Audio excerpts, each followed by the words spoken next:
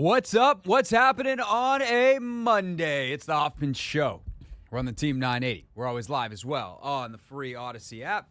And we are streaming live on YouTube. Yes, indeed. You can watch the show at the Team 980. And we will continue our Commanders training camp previews in just 30 minutes as we count down our top 10 Commanders of the 2024 season. Of course, the team reports tomorrow. We'll hear from Dan Quinn and Adam Peters tomorrow. That is now official 10:30 a.m. press conference here on the Team 980 during Sheehan's show. We'll react to it tomorrow afternoon. But we will continue our countdown with number 5. We'll do it all the way through Friday, even though camp starts, I guess, really in earnest on Wednesday with the first practice. Anthony and I think, will both be out there. I'll definitely be out there on Wednesday. But we'll continue our countdown with number 5. We continue our positional previews at 6 with cornerbacks today. So loaded up. Plenty of Commanders talk to come here on the Team 980. But we start, Anthony, with what was the event of the weekend in sports, which was the WNBA All-Star Game on Saturday night, where Team USA, the team that will likely blitz through the Olympics and win, I think, their 8th straight gold medal since women's basketball was added to the Olympics back in the 90s. They're going to go in having lost a game. Now, this is the second straight Olympics where that is the case, where Team USA loses to Team WNBA. It is the second straight time that Arika Ogunbowale on some level miffed that she was not on the team. Oh, this time she pulled herself out earlier in the process, claiming there was too much politics involved. That she is the MVP of the game, where Team WNBA beats Team USA. And I just got to say, before we say anything else, there is a Caitlin Clark element here. There is an Angel Reese element here, both of whom played key integral roles in defeating Team USA. There are certainly things to talk about with the Team USA as they move towards the Olympics as favorites, but certainly the rest of the world is closer than they've ever been. But what Arike Ogunbowale did on Saturday night is one of the greatest athletic feats that we'll ever see. And I know that sounds hyperbolic because at the end of the day, it was an all-star game. But this was a tune-up game for Team USA. They were trying. She scored 34 points in the second half. She had 34 points in the game. All of them were in the second half. So that means she was on pace versus a team that is as good, theoretically, as Team USA can assemble, which is the best team on the planet.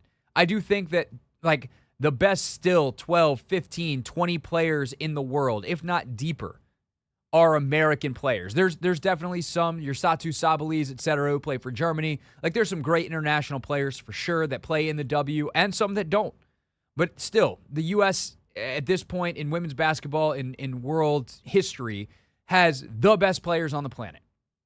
And she went up against them and dropped 34 and a half. What? The good news for Team USA is I don't think there's another player on the planet who could do that. Arike Ogunbowale, as Caitlin Clark said during the broadcast when she joined Mic'd Up, said, I think she's the best one-on-one player in our league, and if she's the best one-on-one player in the league, that means she's the best one-on-one player in the world. I also think two of the other key elements of why Team USA lost to Team WNBA were also otherworldly talents that they do not have to worry about against any other nation in the world, and that is Caitlin Clark, and that is Angel Reese.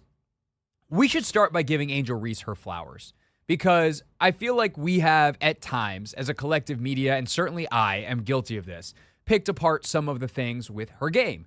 Because, yes, I do believe that the double-double streak got a little out of control in terms of hunting it down late in games. But let's be very, very clear and give Angel Reese her flowers that she so wildly deserves. Angel Reese is one of the most skilled rebounders I have ever seen. And while, yes, she has this year gotten an inordinate amount of her own misses, and there are still too many misses, that's something she's going to clean up over time because she's a rookie. The fact that she is already rebounding at this rate, that she has shown just an otherworldly proclivity to understand where the ball is coming off of the rim, to understand how to get her body in position to get it, against some of the very best, against Asia Wilson, against Breanna Stewart, against the list goes on. It is ridiculous what she can do off her own misses, sure, but also off of her teammates' misses. The ability to read the ball coming off the rim, go find it, create extra possessions. That is so valuable for an organization, for a team, and it showed. And I think what was really fun and a great reminder about who Angel is in this game was what she said about Clark. Like, Angel Reese is a very, very smart basketball player. She might be physically limited in terms of she doesn't have great range and she's not someone you necessarily want handling the ball a ton, but like in her role, she's spectacular. And she has a very high basketball IQ. And this is where I think I get sideways with some of the people that criticize her, is they think that she's whatever, just on there, clanking balls off the underside of the rim and then collecting them and the rebounds tack up. No. This is a very, very smart basketball player. And you see it on the defensive end with some of the deflections. She's not like some, super athletically gifted shot swatter, but her ability to get deflections and steals and read passing lanes and stuff like that is really, really high level. And the thing she said about Clark that I thought was so just, yes, this is who she is. One, she's a ruthless competitor, and she wants to win. And two, she goes, I couldn't wait to play with Caitlin because I know all I have to do is run, and she's going to find me. And that, very simple understanding of how their two games fit together was perfect. And you see it in the game. They only wound up connecting, I think, on one play that was a Clark assist. But Angel knew exactly where she needed to be. Her hands were ready. She caught it. She finished it. And ultimately, in a game where the U.S., who is loaded with really talented bigs, is out there trying to get ready for the Olympics, Angel Reese comes away with a double-double, with 12 and 11. Hard-earned, impactful, not stat patty, pure basketball, genuine goodness. And she deserves her flowers for that. I do think one of the key stretches in the game, though, was powered by Clark. And you look at why this USA team loses, her ability to hit pocket passes in a pick-and-roll situation is the separator for her, even more so than her shooting. Yes, she's a terrifying shooter if you're an opponent. And the range of which you have to take care of her as a shooter is a huge problem for you defensively because it stretches you out, and it's something that is wholly unique to her. There is not even Sabrina Ionescu, who has great range and is a great shooter, or some of the other great shooters that we saw, Alicia Gray, etc., who participated in the three-point contest. None of them have the off-the-dribble from 30 feet, we have to guard her like Clark. And what that does to a defense and the space it creates for bigs to catch the ball and roll or pick and pop, you see it, and we've seen it at times when they've gotten in great grooves in Indiana this year with Aaliyah Boston, but you see like a Nneka Ogwumike all of a sudden is out there, and you're like, oh, God.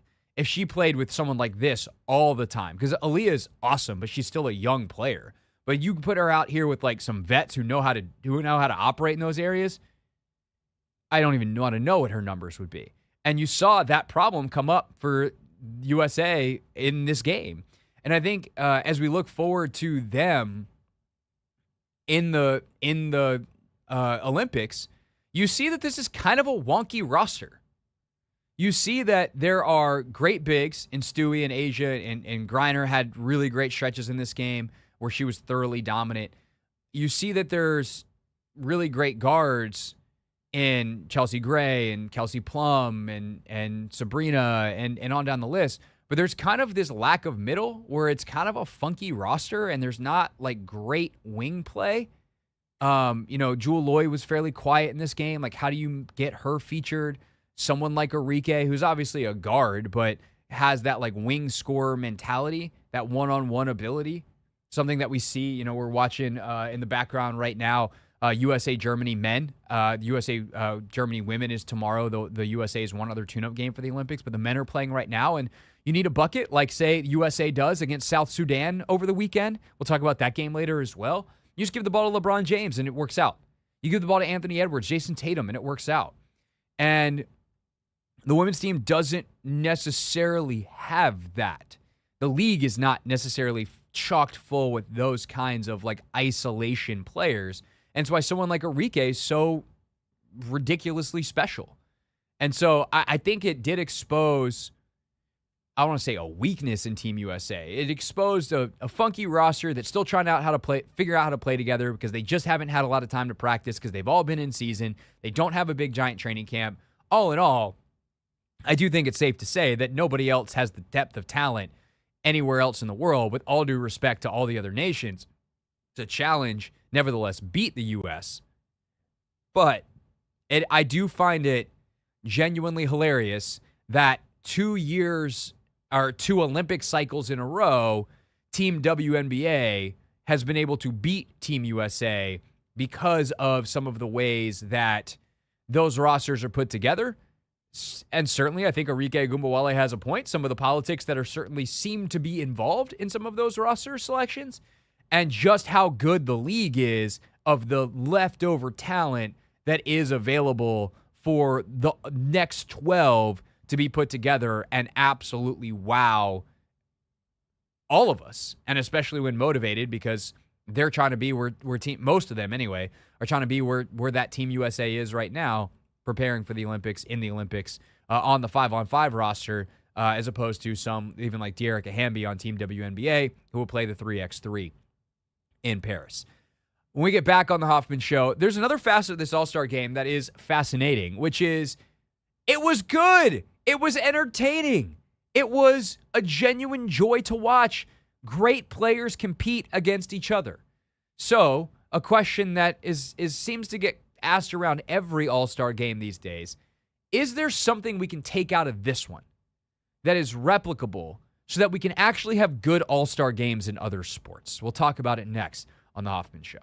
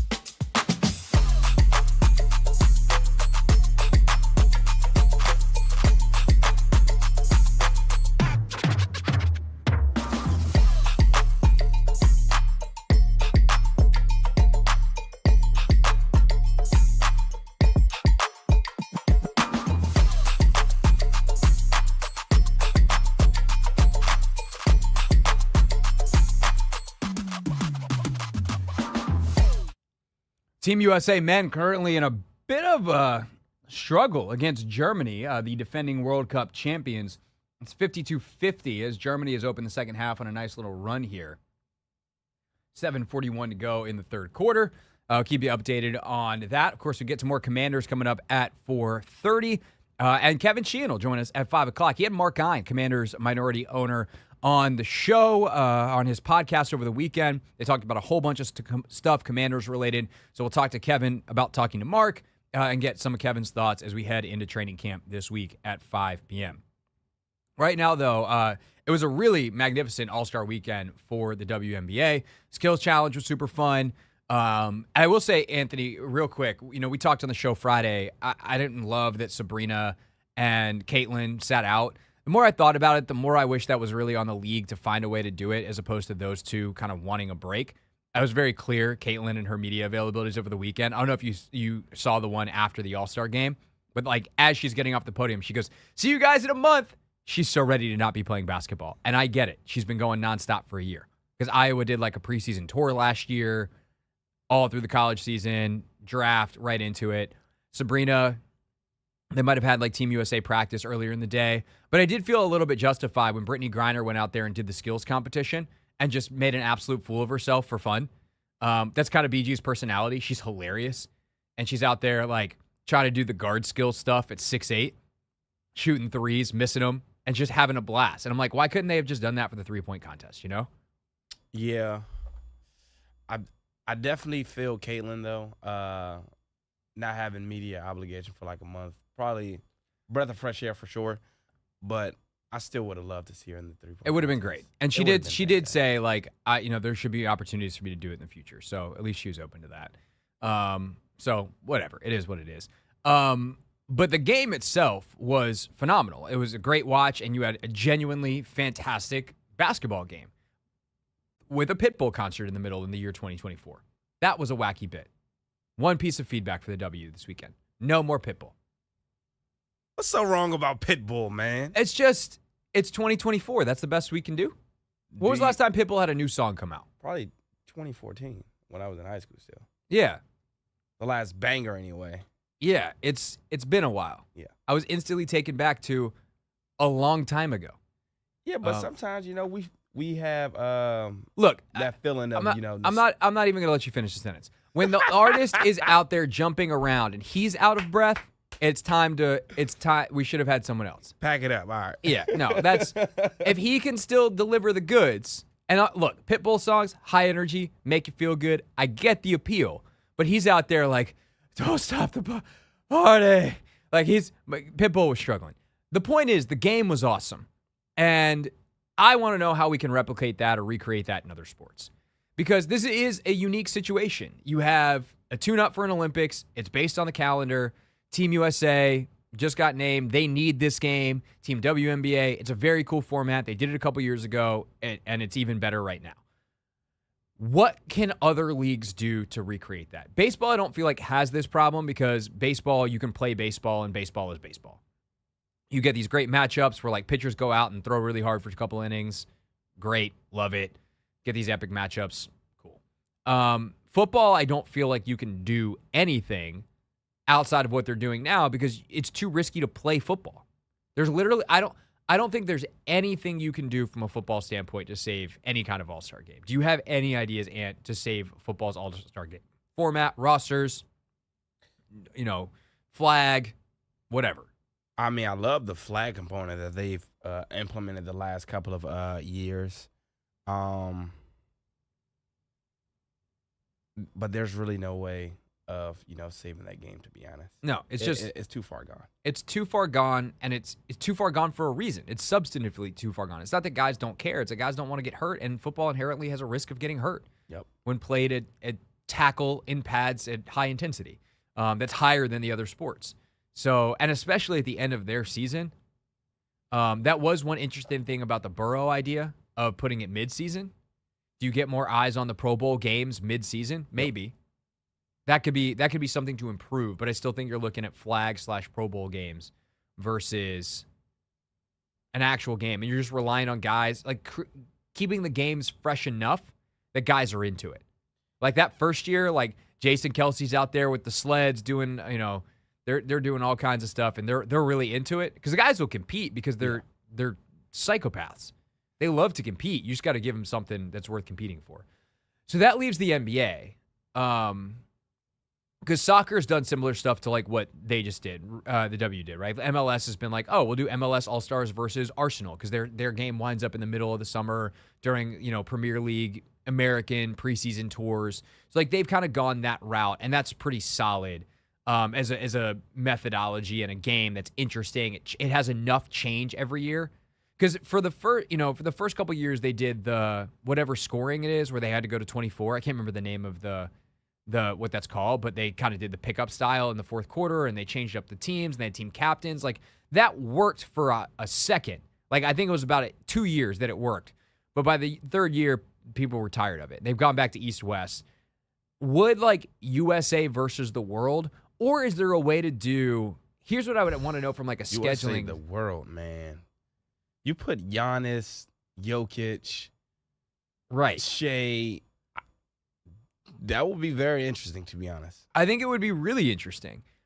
Here, my question is, would it be more interesting than name the All-Star teams, but could you also do like a Team USA, like essentially kind of like what the W did? Team USA versus either NBA All-Stars, which is kind of USA versus the world, or do you do like Team USA versus Germany, who won the World Cup last year? I don't know how the European calendar works in terms of like these dudes aren't just sitting around waiting for a call to go play in the Olympics. Like they're playing basketball in Spain and Germany and England and France. And I don't know how the calendars line up and the travel logistics and all that kind of stuff.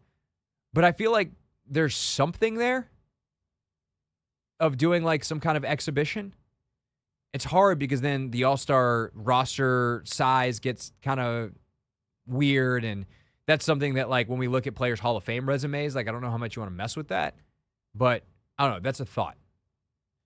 Yeah, I just feel like, I don't know. I feel like somebody like LeBron probably wouldn't take it too seriously just because of the stakes, though. Like, he's playing right now because, this is the Olympics, want to put on for USA. The world is sort of kind of caught up. So I think the USA, this go-around is more about making a statement, that USA basketball is still on top. So I don't know if players like LeBron, Steph, KD will be, so intrigued to, want to play in a game like that. Yeah, that would be my only worry. No, I agree. And I think the thing is with the NBA, it's like 90% the same guys every year, 80% the same guys every year. Yep. So it gets boring quick. So I was like, how do you add some variety? The other thing I liked about the W weekend is on Friday, before the three-point contest, they did a 3X showcase. Oh, yeah. So it was Team USA 3x3 team versus the under-23 3x3 team. So it's 3-on-3, like Olympic 3X rules. Could you name the All-Star teams and then divide each team up into smaller 3X teams and have like a 3X tournament? I think that could be a great idea, but also, Craig, you know what we want to see? We want to see the one-on-one contest. We want to see it. I feel like that's as close as we're going to get is a 3X. 3-on-3, yeah. Because then you have like this format that people are going to be somewhat familiar with from the Olympics. You could bring a captain's type of thing back, so now all of a sudden they're all picking their two friends or whatever. Mm-hmm. So like, I do think that there's something there. And then if it's a tournament, there's stakes. That becomes different. I just don't know if the NBA would ever want to, like, because I still want some kind of 5-on-5, but the 3x3 that's about as good as I can come up with as an idea to save. Looking at the W All-Star weekend, I was like, that was really cool. What if we did this with the NBA guys? Yeah, I mean, it's a good idea. I just don't know how, interested, NBA players would be.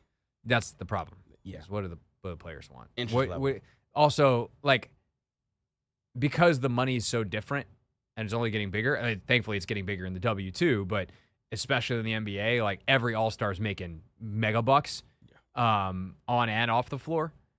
Like, trying to do a cash incentive is just, getting that amount of money is hard. So it does become a little wackier.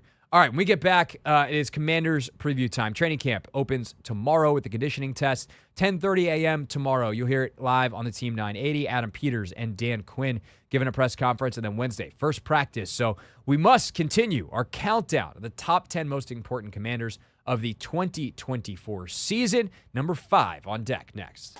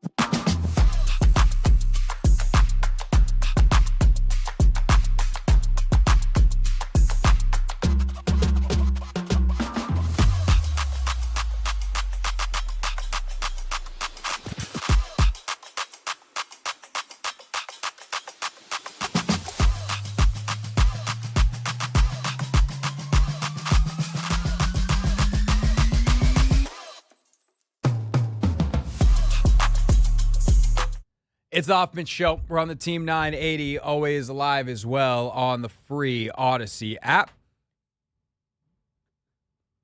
If you miss any part of the show, you can always check it out on the Hoffman Show podcast, which would include going back into the archives last week and checking out number 10 through number 6 and our top 10 most important Commanders of the 2024 season.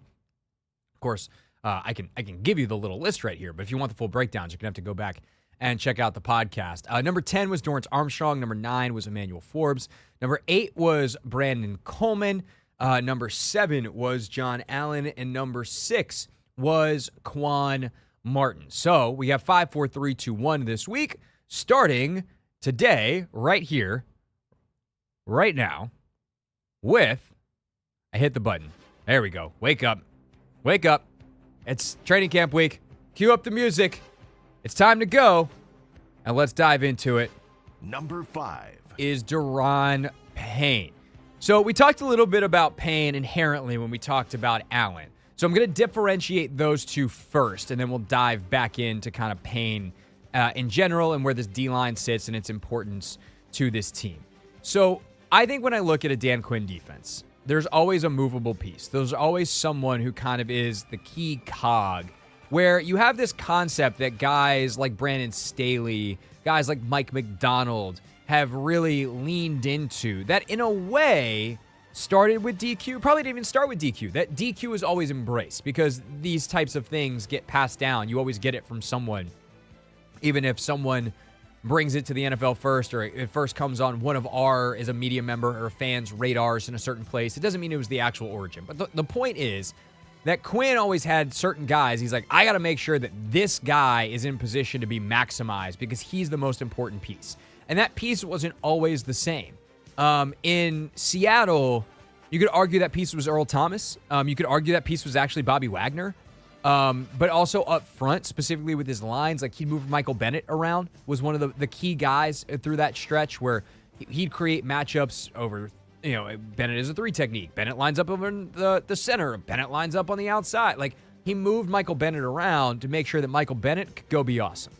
And the way it lined up in Seattle, it was less evident how important that was to DQ because everybody kind of fit in this very base defense. Like, Earl Thomas was your classic post safety. All they had to do was play cover 3, and Earl Thomas could go be Earl Thomas. You say the same for Cam Chancellor.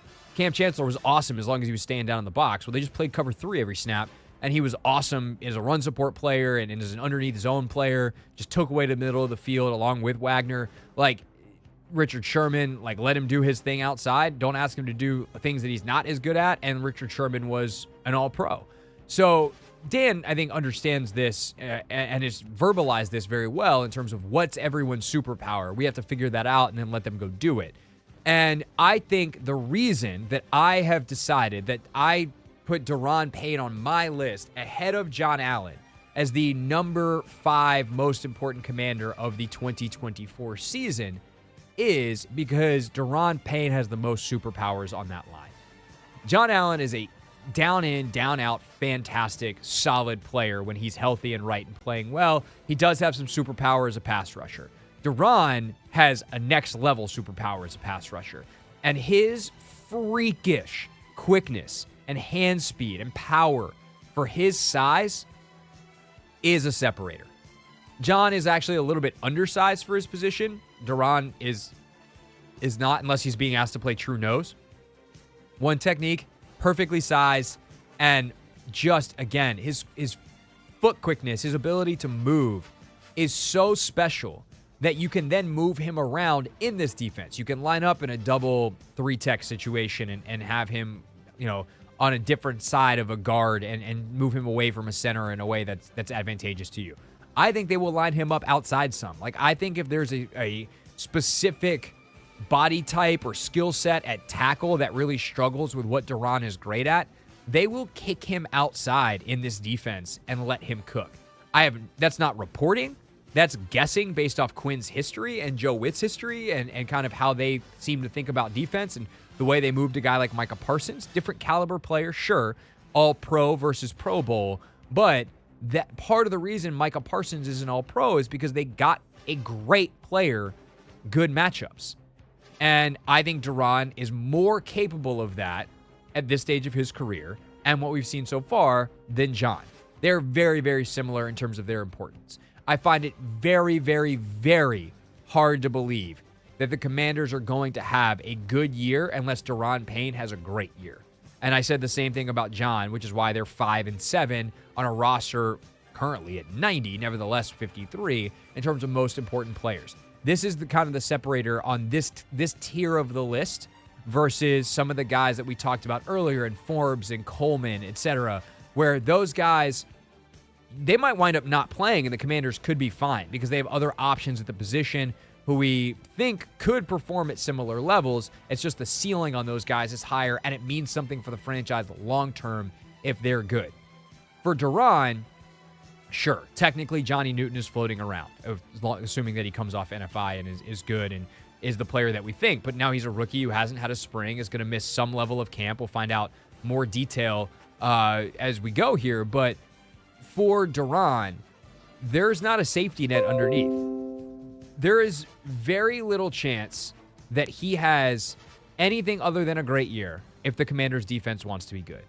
And that might not necessarily mean double-digit sacks as an interior pass rusher, but I mean executing down in, down out with excellence, making plays in the backfield, being an active part of the run game, being an active part of the pass rush, being the guy that he was a couple years ago when he was in his contract year and he got paid. And I think Duran actually still was probably one of their best players last year. Obviously, he had a down year because everyone around him had a down year. It was hard for him once Sweat got traded because the threat outside just wasn't there in the same way with James and Casey. Good players, but if you can't have those two on the outside together, one of those bookending a premier pass rusher is one thing. And so that does become the question for Duran this year is, okay, we like him. We know he's awesome.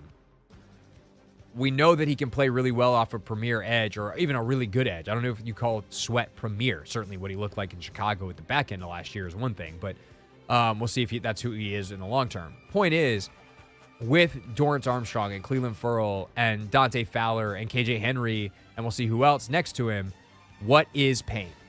And contractually, this year, probably not his final year. Allen, we know, could be in his final year.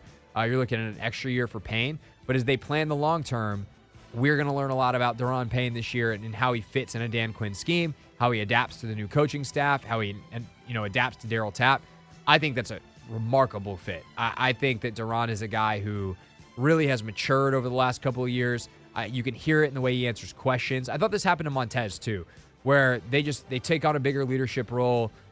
I don't know how much of it is vocal and outward, but the way they go about their business, the way they handle things in the press, the realization that they have a responsibility as now veterans to lead the way for the younger guys and to set an example. And I think Duran is more than ready for that and has shown some of that. And now with a coaching staff that's going to support the push in the way that he wants to push, same thing with John, you're hoping to get the best out of the player as well. So number 5, Daron Payne, 5th most important player for the Commanders in the 2024 season. Anthony, any key questions, additions, other talking points that we have with Daron Payne that we want to hit on real quick before we open it up to the phones, or we'll ask all of you at 301-230-0980 what your expectations are for Payne in 2024? The only other point I would want to add is just his consistency. When we talked about John Allen, we know how much of a model of consistency he is when he's, at his peak. And I think Daron has more so, struggled with that consistency. We've seen him, disrupt plays on 3 consecutive plays against the Broncos and then, sort of kind of disappear. So it's more so, being down in, down out, affecting the game in a way we know he can. So that's the only thing I would, want to question, him about. Can he sustain that, over 17 games and, be that leader that we see John Allen be for the younger guys and things of that nature? No, I think that's fair. And it's a production question as much as it is an effort and whatever question, which I quantify as I try to stall here and see if I can find, there we go, pass rush win rate. Because realistically, Payne has actually been pretty similar most years, I believe, in his pass rush win rate.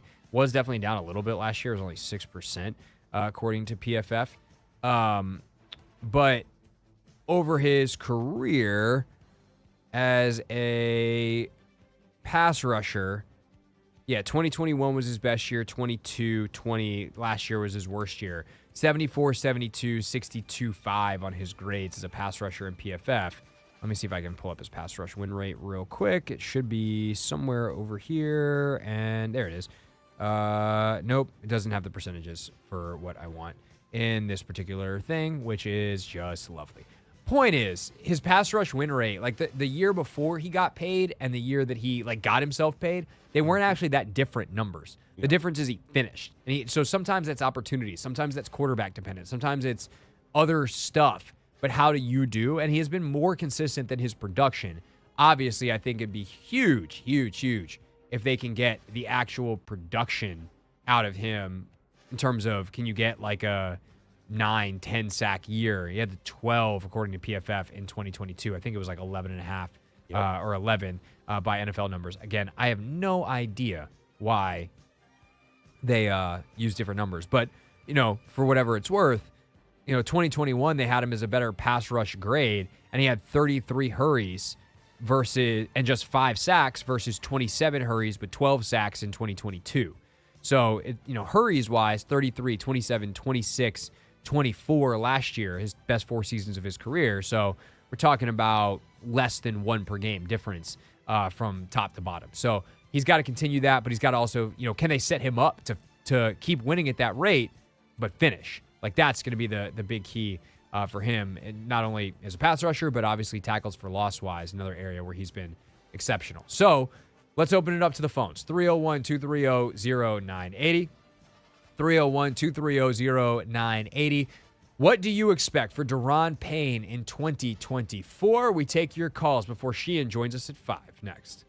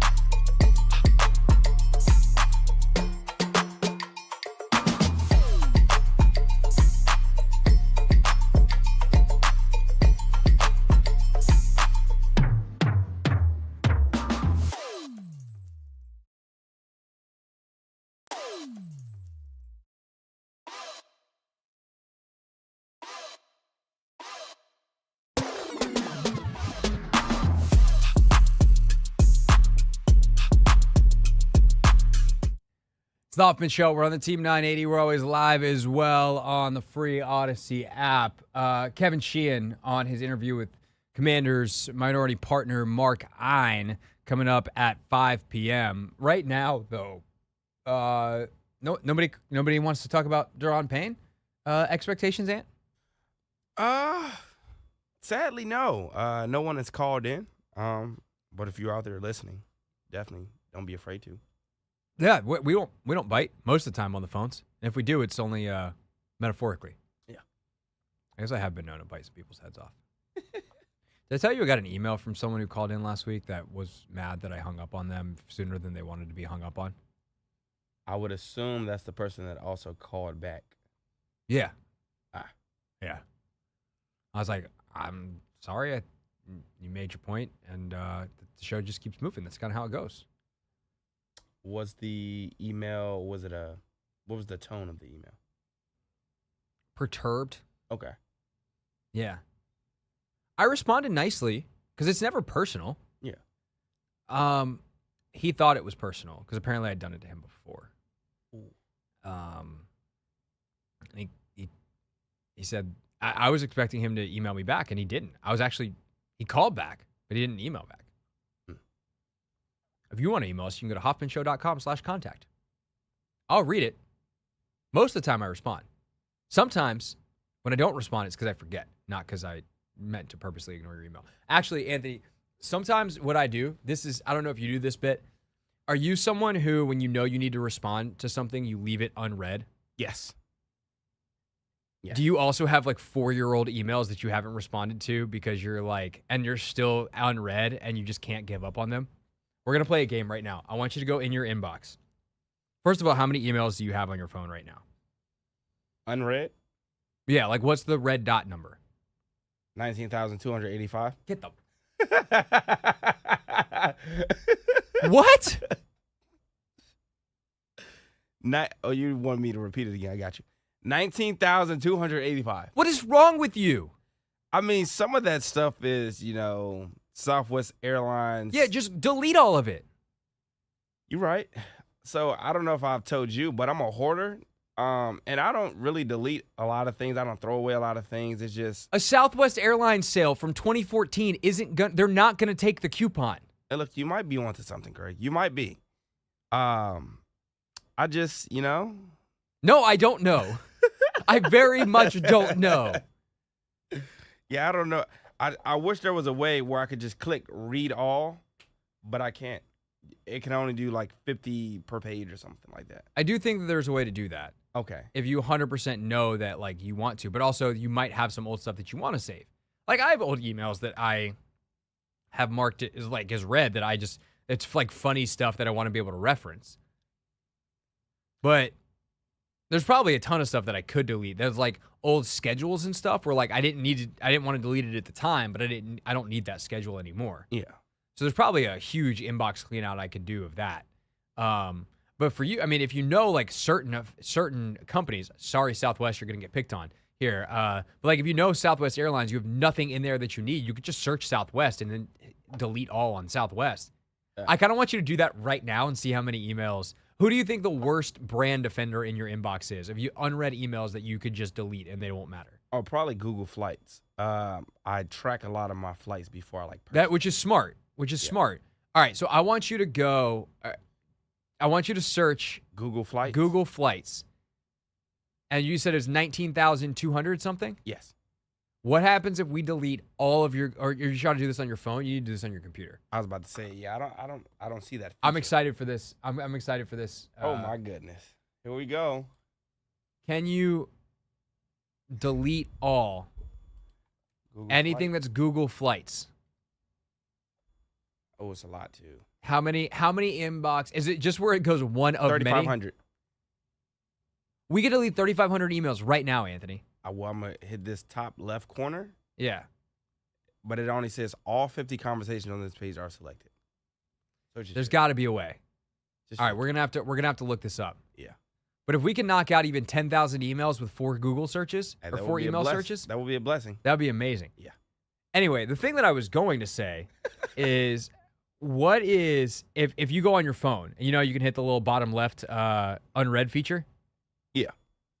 What is the oldest in your phone unread email?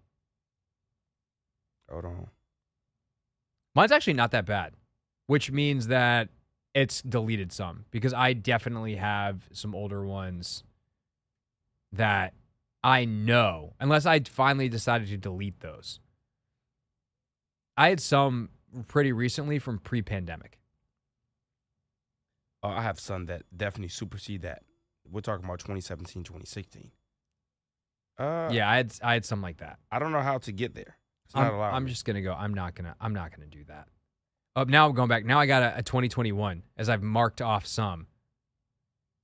Oh, you sent me an hour opener last August. I think we worked on those, so I can do that. The oldest email I have is from 2015. Do you feel comfortable sharing with what it is? It says IBO list builder. I don't know what this is. I think you should delete it. Yeah, I don't know what this is, but it has all of my contacts in it. Oh, you might want maybe you did it. Maybe you don't want to delete that. Yeah, I don't know what that is. And then there's a general interest meeting for SU students only, October 1st. Life Sciences Room 105. I don't think you need that email anymore. I don't. There's one. 19,199. Yes. Oh my gosh, this is crazy. What if in the background of the rest of the show you just worked on deleting emails? How low do you think you could get by the end of the show? I don't know, because usually I'm over here editing, typing. So I don't know. Yeah, you do work during the show. Yeah. All right. Well, we'll see what we can do. All right. Right now though, we're gonna hit the magic button, and Anthony, do we need to take this call real quick before we get to Sheehan? We do need to take this call? Okay. Well, I better pull up the old call screener then. You're gonna have to make this quick because we can't keep Sheehan waiting. We got Jeff. Okay, Jeff, what do you got for us on either? So please help Anthony clear out his inbox. Oh, well, as far as the inbox, I agree with him. Mine's difficult because I have Yahoo, thinking it's really difficult to take a bunch at one time and delete them. But if I could just say a couple things about Duran, I think when he had the contract year and he played so well, that was great. And last year he fell off a little bit. But I think with the new coaching staff and some other defensive ends there that will, have a much better rotation of players is really going to help him get back to where he's going to be at perhaps all-pro level. And I've always liked him very much. I like Jonathan as well, but I think Duran has that athleticism and quickness that really creates mismatches at the defensive tackle position. Yep. Thanks for the call, Jeff. Definitely agree. I think the coaching is going to help elevate everyone on this defense, and I think that the rotation around will help as well. And also the fact that a guy like Newton can come in and play snaps would be huge, because those guys were way too tired last year from a rotational standpoint. I thought when you said we had to take this call, that not that we finally got a Duran Payne call, that we had someone tacking on to your inbox thing. We had clearly left the Duran Payne train behind. My bad. That's it. Your penalty is 10,000 more emails that you have to delete by the end of the show. Kevin Sheehan is next. This is the Hoffman.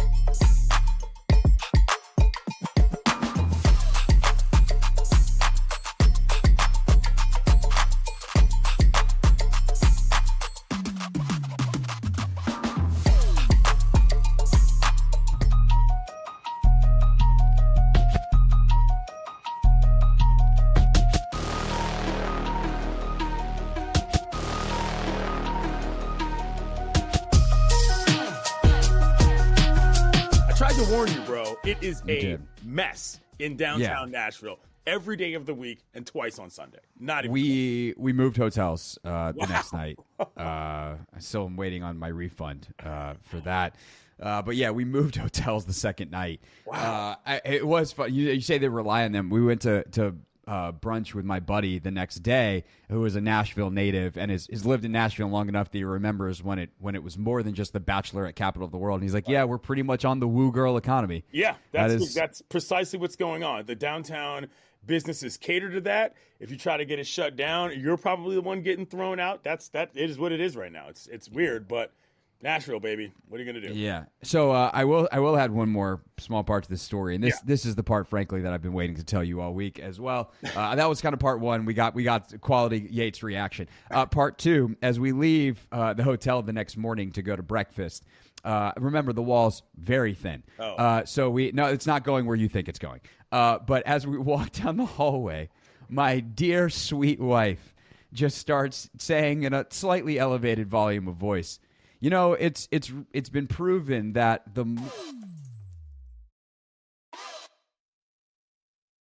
It's the Hoffman Show. We're on the Team 980, always live as well on the free Odyssey app. And our off-season coverage is presented by T-Mobile. Switch to T-Mobile, and you can get tons of benefits and still save on every plan versus AT&T and Verizon. Use their savings calculator to find out how at T-Mobile.com/switch. It's just after 5 o'clock. Let's talk about one of the big stories today, which is a big interview that one of our colleagues did. It's time for Not My Beat. Today's top story from the perspective of someone who's there. You are looking live. This just in. Not My Beat. On the Kevin Sheehan Show podcast, Kevin Sheehan talked to Commanders minority partner Mark Ein. They talked about a lot of different Commanders adjacent things, as well as the upcoming DC Open that Mark hosts every single year, organizes every single year, the giant tennis tournament in town. And so we thought it'd be a good idea to bring in Kevin Sheehan. Of course, you could also hear 10 to 1 daily here on the Team 980. Sheehan, how's your summer been, pal? It's going fine, I guess. A couple more days coming up, a few more in August, and then we gear up for September 8th. Can't wait for that day. I can't wait for real games. Always. Real quick before we get to the interview that you did with Ein, we just had a bit of a discovery here on the show, so I must ask you. We discovered that Anthony has an absolutely absurd number of unread emails. So, one, if I tell you that Anthony has an absurd number of unread emails, how many do you think an absurd number is? Like, if you had to guess, what is just a grotesquely large number of unread emails, what would that be? Oh, it's in the thousands. I'm going to say 15,000. That's actually a pretty good guess. It's 19,000 unread emails that he has in his inbox. I have the same situation. And the problem is I just can never stop the email that it's not going to junk, but it might as well be going to junk or to spam. No matter how much you opt out, it just never works. Well, that's a no-go. We got to figure out your unsubscribe situation. And also, if they have unsubscribe buttons that don't work, that's illegal, actually. And you should email them back and threaten legal action. And then you'll probably get off their list. I'm going to tell you right now how many unread emails. Well, that was going to be my next question, so I'm excited for this. Hold on. Okay. Usually it just pops up right there. Oh, you know what? My number, because I actually spent maybe an hour and a half about 6 months ago, and my number is currently 2,275. That's not bad. Only. I've got like 57. I've got about 57. Are you also an unread text guy? Do you have a dot, a big red dot? Let me see what that number is. Nope. I recently went through that and cleaned that out too, and it's only 16 right now. Okay. Yeah. No. That number gets above like 10, and I get anxiety. So I'm a clean green dot on the text. But red dot. What about so? For my work email address, I get a lot of show email. That number's outrageous. I try to read them. I mean, you can't sit there and read them all day, right? I mean, you got If you're getting show email, you've got a lot of unread email. I guess that, yeah. Well, if you're talking about like listeners emailing you. Yeah, no, that thankfully I don't get an overwhelming amount of. A couple of my unread emails in my inbox currently are accounted for because they are unread listener emails. But it's not necessarily that I haven't read. This is actually how we got on this topic. I don't remember why we got on this topic, but it was basically I am someone who, if I know I need to reply to something or I want to acknowledge it later, I leave it unread because it gives me that anxiety. It will make me address it. And so I do have a couple of like topic ideas in my inbox from listeners that are good ideas that they probably listen to the show and are like, is he ever going to do this topic? And the answer is yes. And I haven't emailed you back precisely because the answer is yes. Very good. Yeah, well, that's your way of making sure that you get back to it. Yeah. Or 4 years later being like, damn, why did I never do that show topic? All right. Kevin Sheehan is with us because he interviewed Mark Ein, who is a minority partner with Josh Harris, owning the Commanders, on his podcast, The Kevin Sheehan Show. They also talked about that interview that he and Denton today on the Kevin Sheehan Show radio version, which you can listen to the podcast of because that all makes sense wherever you get your podcast. But Kevin, what was the biggest takeaway for you in talking to Ein? Like, what's the thing that when you hang up with him that you're like, wow, that was interesting? Not that I don't want to, sell it for people who haven't listened to it because I think it's worth listening to. Mark's a good guy. I've known Mark forever, and he is, he was a big part of buying this team. He was a big part of talking Josh Harris into doing it. He was a significant advisor all along. He ended up being one of the minority investors. I think he's still a big-time advisor. But I think right now, look, inside baseball, it's great to get one of these guys on. How much you can get out of them right now is, it's tough because among the, 3 or 4 top issues people want to hear ownership address is the name issue, is the stadium issue, and they just really can't say anything about those things right now in great detail. So, with respect to, I'll give you a part that I thought was interesting because I still think there are a lot of people, and I don't know what you think, but I think there are still a lot of people for whatever reason that believe Dan Quinn was like the 5th choice or the 8th choice or the 4th choice, whatever it was, and that they had to settle for Dan Quinn. I heard early on in the search, long before Ben Johnson turned down their interview, that Dan Quinn was near the top of the list, that he blew everybody away in the very first Zoom interview that they did. And he said that from the jump, Adam Peters, this was his guy, that he was he really felt kind of a kindred spirit. I'm paraphrasing at this point because I forget exactly the quote, but that there was just a real connection between the two. And in a culture change, they really felt strongly that Quinn was the right person, but that he was Adam Peters' first choice right from the start, which I believe. Yeah, no, I believe it as well.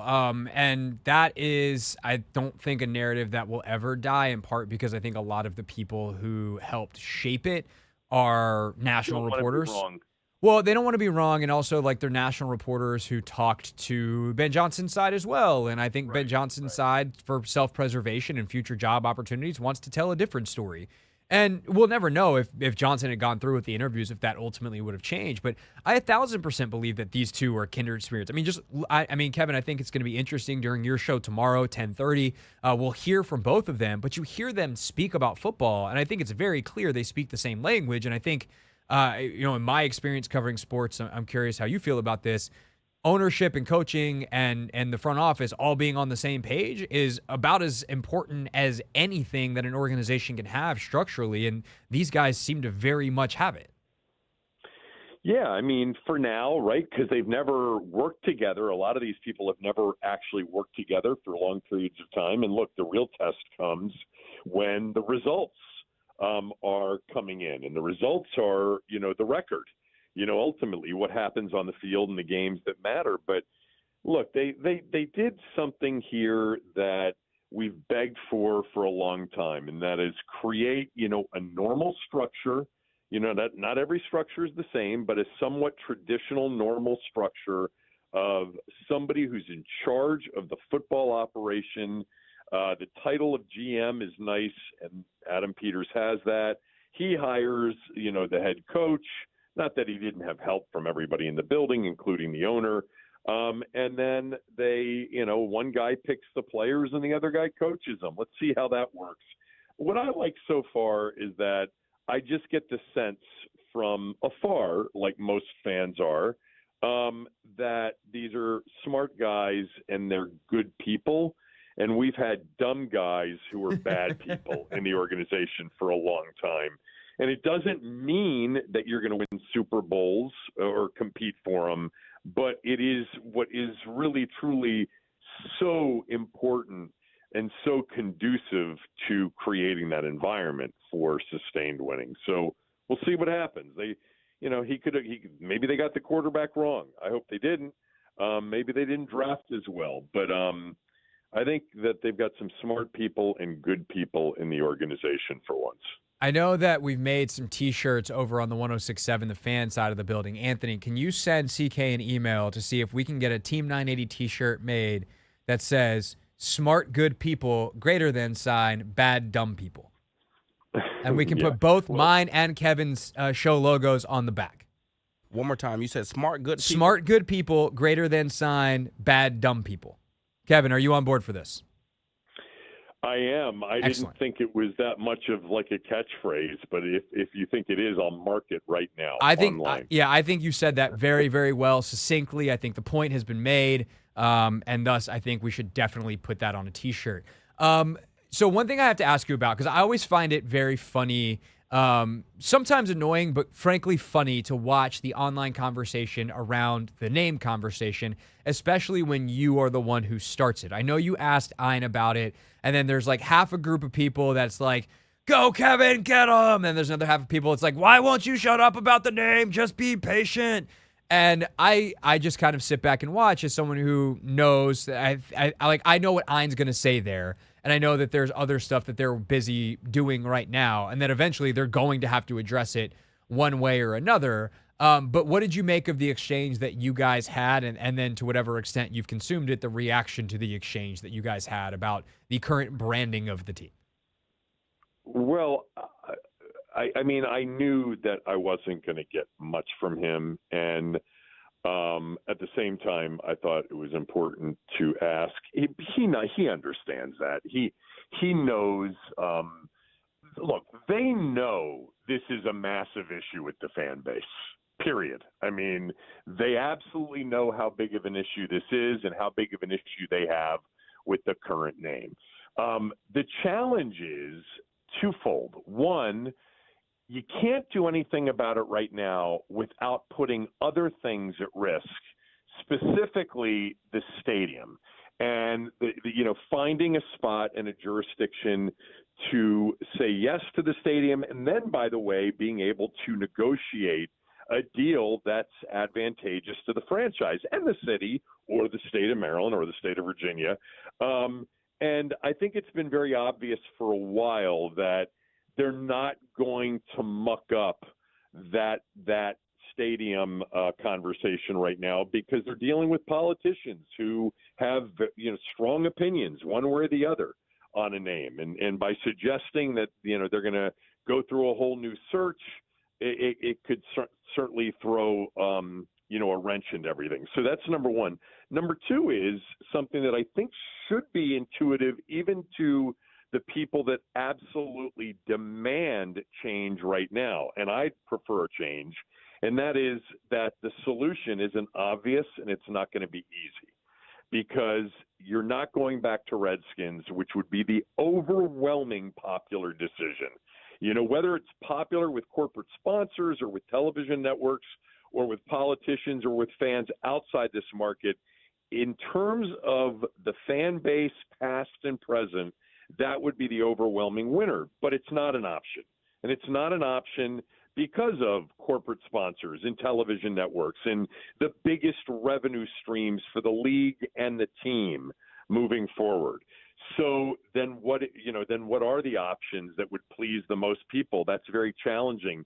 I think I forget if I said this to him when we were recording or in another conversation, but I think the challenge is for them to figure out whether or not the cost of not doing something is greater than the cost of doing something. And I think the cost of not doing something is greater and of much higher risk, because what it really then requires, and this is not, and this hasn't happened yet, and there's no guarantees it'll happen, and that is that they win big, and they win big quickly.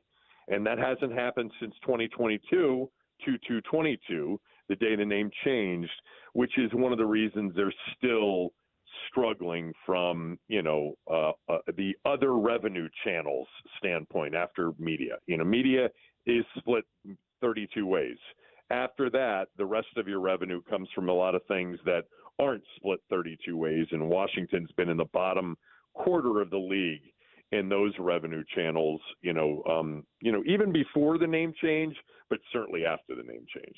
Yeah, I do think that, we've talked about this, and I've talked about this quite a bit. The nostalgia for the old name is not specific. Like, some people, it's a culture war. Some people, we get that. Like, there's kind of, I don't want to say extreme, but there's more to the polls takes of that on either side. But the majority of folks, they just want the thing that made them feel good back. And that is the thing that I think is interesting about where the franchise sits right now, is there is a lost generation or two of fans who also have no ties to the old name. And I think that's part of the calculation moving forward is, can you engender some kind of new brand identity, including a team nickname, that people actually have good feelings about, and specifically younger people have good feelings about? Because, Kevin, your generation, obviously, like, you're tied to the burgundy and gold forever because it's nostalgia, it's your childhood, it's, maybe, or even your younger adult days of going to RFK and having those experiences that nobody, obviously I didn't grow up in the area, but nobody my age has those things. And so trying to create something that is purely positive, that has no ties to the previous ownership and doesn't have any of the kind of political hairiness of the old nickname, because that is a factor in how people feel, especially if they don't have it offset with the positive vibes of winning Super Bowls. I think that's the challenge. And I would be curious to get Ein and Harris and all of them off the record. Purely, like, you get to be truthful with me now. Do you think you can do that with Commanders? And I get the sense that your answer, as a commentator, your answer would be no. I'd be so curious what they think, if that's possible with the current nickname, or they know eventually it's going to have to change. Yeah, I mean, I've thought a lot about this with respect to, if I'm, the owner of a business that I just overpaid for, all due respect to them, but they probably did, based on the current revenue and multiples and all of that stuff, and other sports teams, the Broncos being the more recent sale prior to theirs. Would I care about what the older generation of lost fans, or, checked out fans, at least for now, care? Maybe the way to target, from a marketing standpoint, is the undecideds, the independent voters, and build with them. And I would also agree with you, although I wouldn't say it's just totally young people, because there are plenty of people that have lived in this market, and are from this market, and also because of the way their families feel detached from this new name as well. But I think that if they told me, look, our customer acquisition plan is to target that independent, undecided, they tend to be much younger because they have greater lifetime value to us, I would understand that. I would totally understand that as a strategy. Part of that is risky because, you still have to then win, and you've got to make that brand mean something to those people. And I would also suggest that a lot of those people don't have the same levels of disposable income as some of the older fans who have checked out. But in terms of lifetime value, there would be, that seems like if they said that to me and I got together with them privately and they said, this is why we're going to stick with it, and this is why we don't care necessarily about moving back to anything that makes you feel like you've got your team back. It certainly would make some level of sense to me. But if they right now want the most people to come rushing back because they're ready to with Dan gone, they're going to have to eventually do something with this. But again, it's not an easy answer. There's not an easy solution. And so I don't have the solution. I mean, I have ideas, but even that, any idea any of us has, when you exclude Redskins as a possibility, is not going to be 100% received in a positive way. It'll be polarizing. Last thing for you real quick on the way out here. Kevin Sheehan with us, of course, the Kevin Sheehan Show. 10 a.m. to 1 p.m. daily here on the Team 980. You can check out the Kevin Sheehan Show podcast as well for the interview with Mark Ein. Tomorrow, 10:30 during your show, you guys will be carrying, I presume, the interview or the press conference with Dan Quinn and Adam Peters. If you could go to that press conference, what would be the number one thing you could ask either one of those two men? First of all, thank you for helping to produce the show. I didn't realize that there were press conferences because Denton's actually on vacation. Oh, okay. Well, whoever's filling in for you tomorrow, they're going to probably want to play that press conference at 10:30. We just got the email today, in fairness. Yeah, so when you mentioned it at the top, I made a quick note to myself. That is something that we should absolutely carry live. What would I ask them right from the jump? Man, that's a good one. I haven't really thought about it, even with camp, getting ready to start. I'm sure it would be something specific to just their comfort level, right?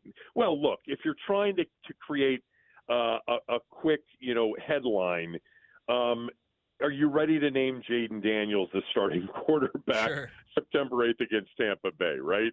Because I don't know if that's been asked at this point, whether in OTAs or minicamp.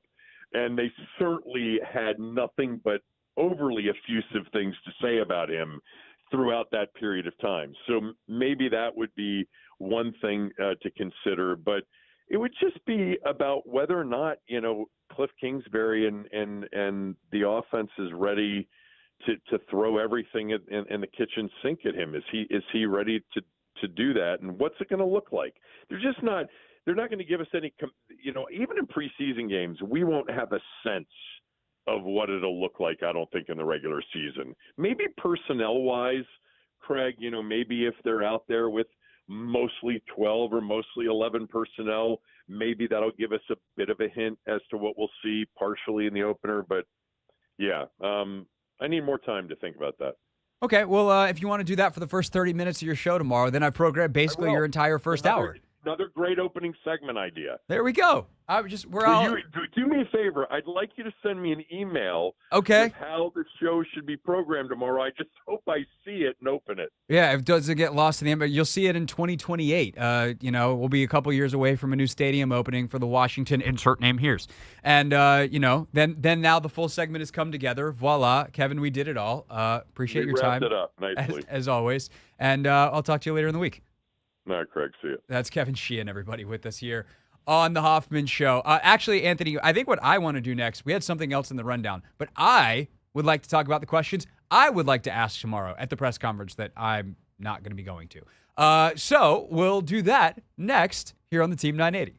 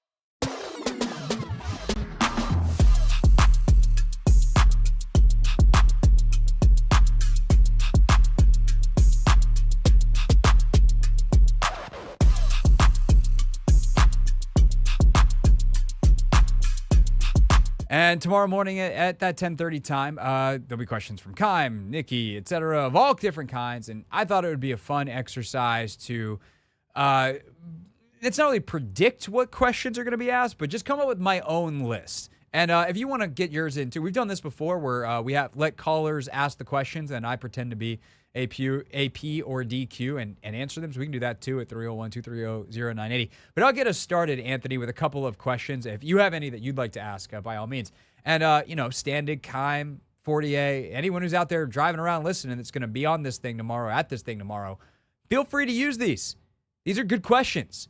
The first one I have is this, Anthony. How are you going to handle position battles?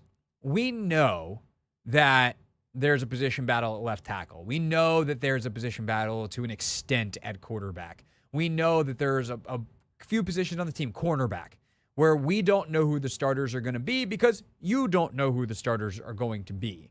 So is it something where you rotate reps within drills? Are you going to rotate on a given day like that? Are you going to rotate every couple of days?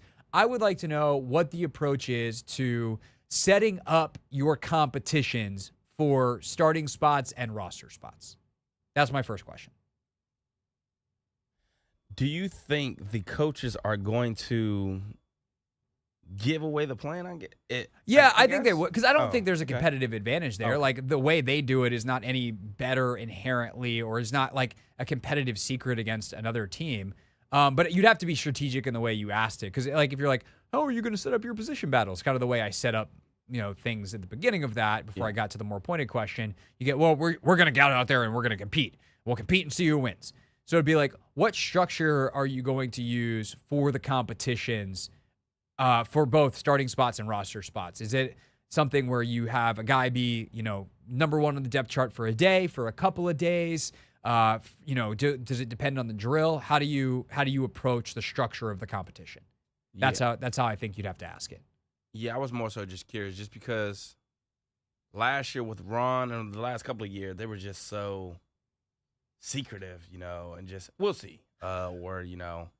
last couple of years, they were secretive about stuff they didn't need to be secret about and told us things they didn't need to tell us. What that too? So I'm not overly concerned.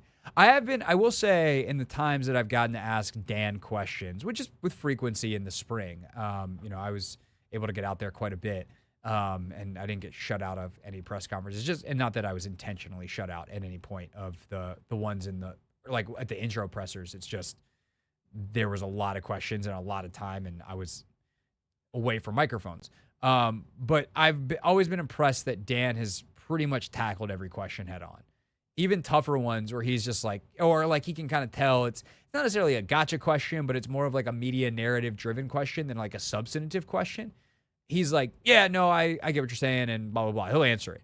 And that's the thing that I really appreciate about DQ is like, I think he's a person of substance. I think Adam is the same way. I think they're people of substance who, for them, telling the truth isn't hard because, and it's always this way or more this way earlier in a regime, because the truth is a positive reflection of them. When you're down in it, they get off to a 3-9 start and something's gone haywire and whatever, and you ask them about their decisions, and it's pretty clear that the results of their decisions haven't worked out. We'll see how they handle that adversity in terms of their public-facing press duties. But in the spring and in camp, it's pretty easy to be like, we're going to do it this way. And everyone's going to be like, yeah, they're going to do it that way. And it's all hunky-dory. Anthony, should I go with another question, or would you like to ask a theoretical question of DQ and AP? I'll ask my question after your second question. Oh, okay. So we're going to a 2-1 formation here. I see. Well, I don't want to take your question. Okay. I think the second thing I would ask is, how has your approach to situational work changed over the years, and what's the plan to implement situational football earlier on in camp? And the reason I would want to ask that is because I think that's been a trend around the NFL. Logan and I were talking about this morning when we taped Take Command, which is, it used to be like day one install was your base offense, and that's it. Like, that's all you'd work on for the first week. There's no third down stuff. There's no real 2-minute stuff. There's no red zone stuff. And I think coaches have realized you can't do it that way, that you need to start doing that stuff that's super detail-oriented earlier, because it takes a long time to nail down the details. Well, yes, you do need to build a foundation before you build the rest of the house, and certainly before you decorate it. That situational football is pretty foundational. And so if you have stuff that you're going to use red zone, third down, 2-minute, hurry up, 4-minute, all these specialized packages that you want to master from a game management situation, that working on that and treating that as part of your day one install, day two install, day three install this first week is pretty essential. So I think I'd want to know their approach to that. It's more of a DQ than an AP, but I'm curious. Nah, that's a great question. I guess I would say for AP, what kind of a guy is Brandon Ayuk? I think I would ask something along those lines. Just because Ant's out here for sound bites and headlines. Hey, look, they said sometimes, ask tough questions. Don't be afraid to ask them. So I think I would ask something along the lines of Brandon Ayuk. And I think, a pretty straightforward question, what kind of guy is Brandon Ayuk? Or I'm sure, you've seen the... Yeah. So here's how I think I would ask the IU. Like, part of the reason people do a terrible job in our profession, but specifically my as a former beat reporter profession, is sometimes people ask questions that guys can't answer. And one of the things I pride myself on in press conference settings is asking a question in a way that someone can answer it. Because otherwise you're just grandstanding. And sometimes you have to. Like, sometimes you have to ask something knowing you're going to get shut down because it's the question and they can't answer it for, I don't know, legal reasons or whatever, whatever reasons, but you have to ask straight up a question. I think with Ayuk, you can't really ask about a trade. One, because it would not behoove Adam Peters to answer it honestly because you don't want to give up leverage. Two, it's tampering. You can't talk about other players on other teams. So knowing that, how do you ask a Brandon Ayuk question in a way that you get something interesting? And I think the actual interesting thing that I would want to know is kind of what you were getting to at the end. We all saw Brandon and Jaden, or AP, Brandon Ayuk really, really well. We saw he and Jaden, they're great friends, hanging out this offseason, but we also saw, some of Brandon's contract negotiations include Jaden or him posting a screenshot of the playbook online. What conversations did you have, if any, with Jaden about that? Okay, so spinning it. Yeah, so okay. I want to know how they handled it with Jaden. Yeah. Because, as a reporter, sometimes you got to dig, not in a press conference. And that's the Brandon Ayuk stuff, because they can't, literally are not allowed to answer it. They can't talk about a player on another team. It's tampering. So what they can talk about is a player on their team and where that situation intersected. And if they want to accidentally spill a little bit more, then so be it. But I'm going to set them up to answer it in a way that they can actually answer. Yeah. I was trying to think of another AP question. I think the other AP question I have is this. We know this is a long-term rebuild project. You also want to compete and win as soon as possible, because when the whistle blows and the clock starts, the point is to win the games. How do you try to stay in perspective of where you are on this long-term project in year one? I think that's an interesting question for Adam Peters. We can take some of yours next at 301-230-0980. It's 301-230-0980. Plus, the absolute zaniest sporting event of the weekend must be talked about.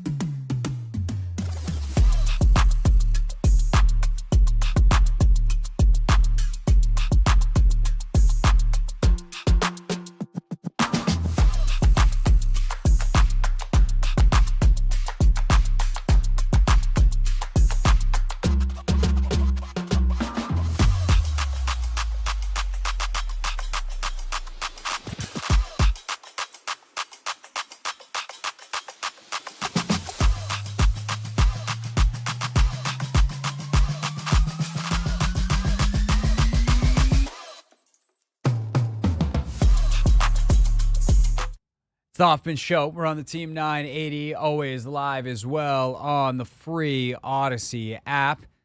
Coming up at 6 p.m., our positional previews continue. Cornerbacks in the spotlight today. Big, big day.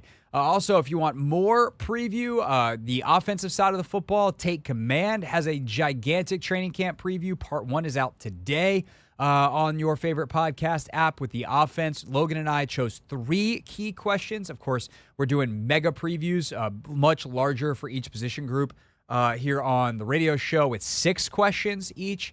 But we talked about the offensive side of the ball and some kind of bigger picture Commanders' thoughts on an episode of Take Command that's out this evening. And then tomorrow, if you are subscribed to Take Command, hitting your feeds will be 20 minutes with Zach Ertz. Yeah, we had Ertz on the show, taped it earlier today. He was great. And there was literally a point in the show where Logan and I sat back and I go, all right, time for you two to discuss the dark arts of route running. And I sat back and I don't think I talked for about 10 minutes, which for some of you will be your favorite part of the podcast.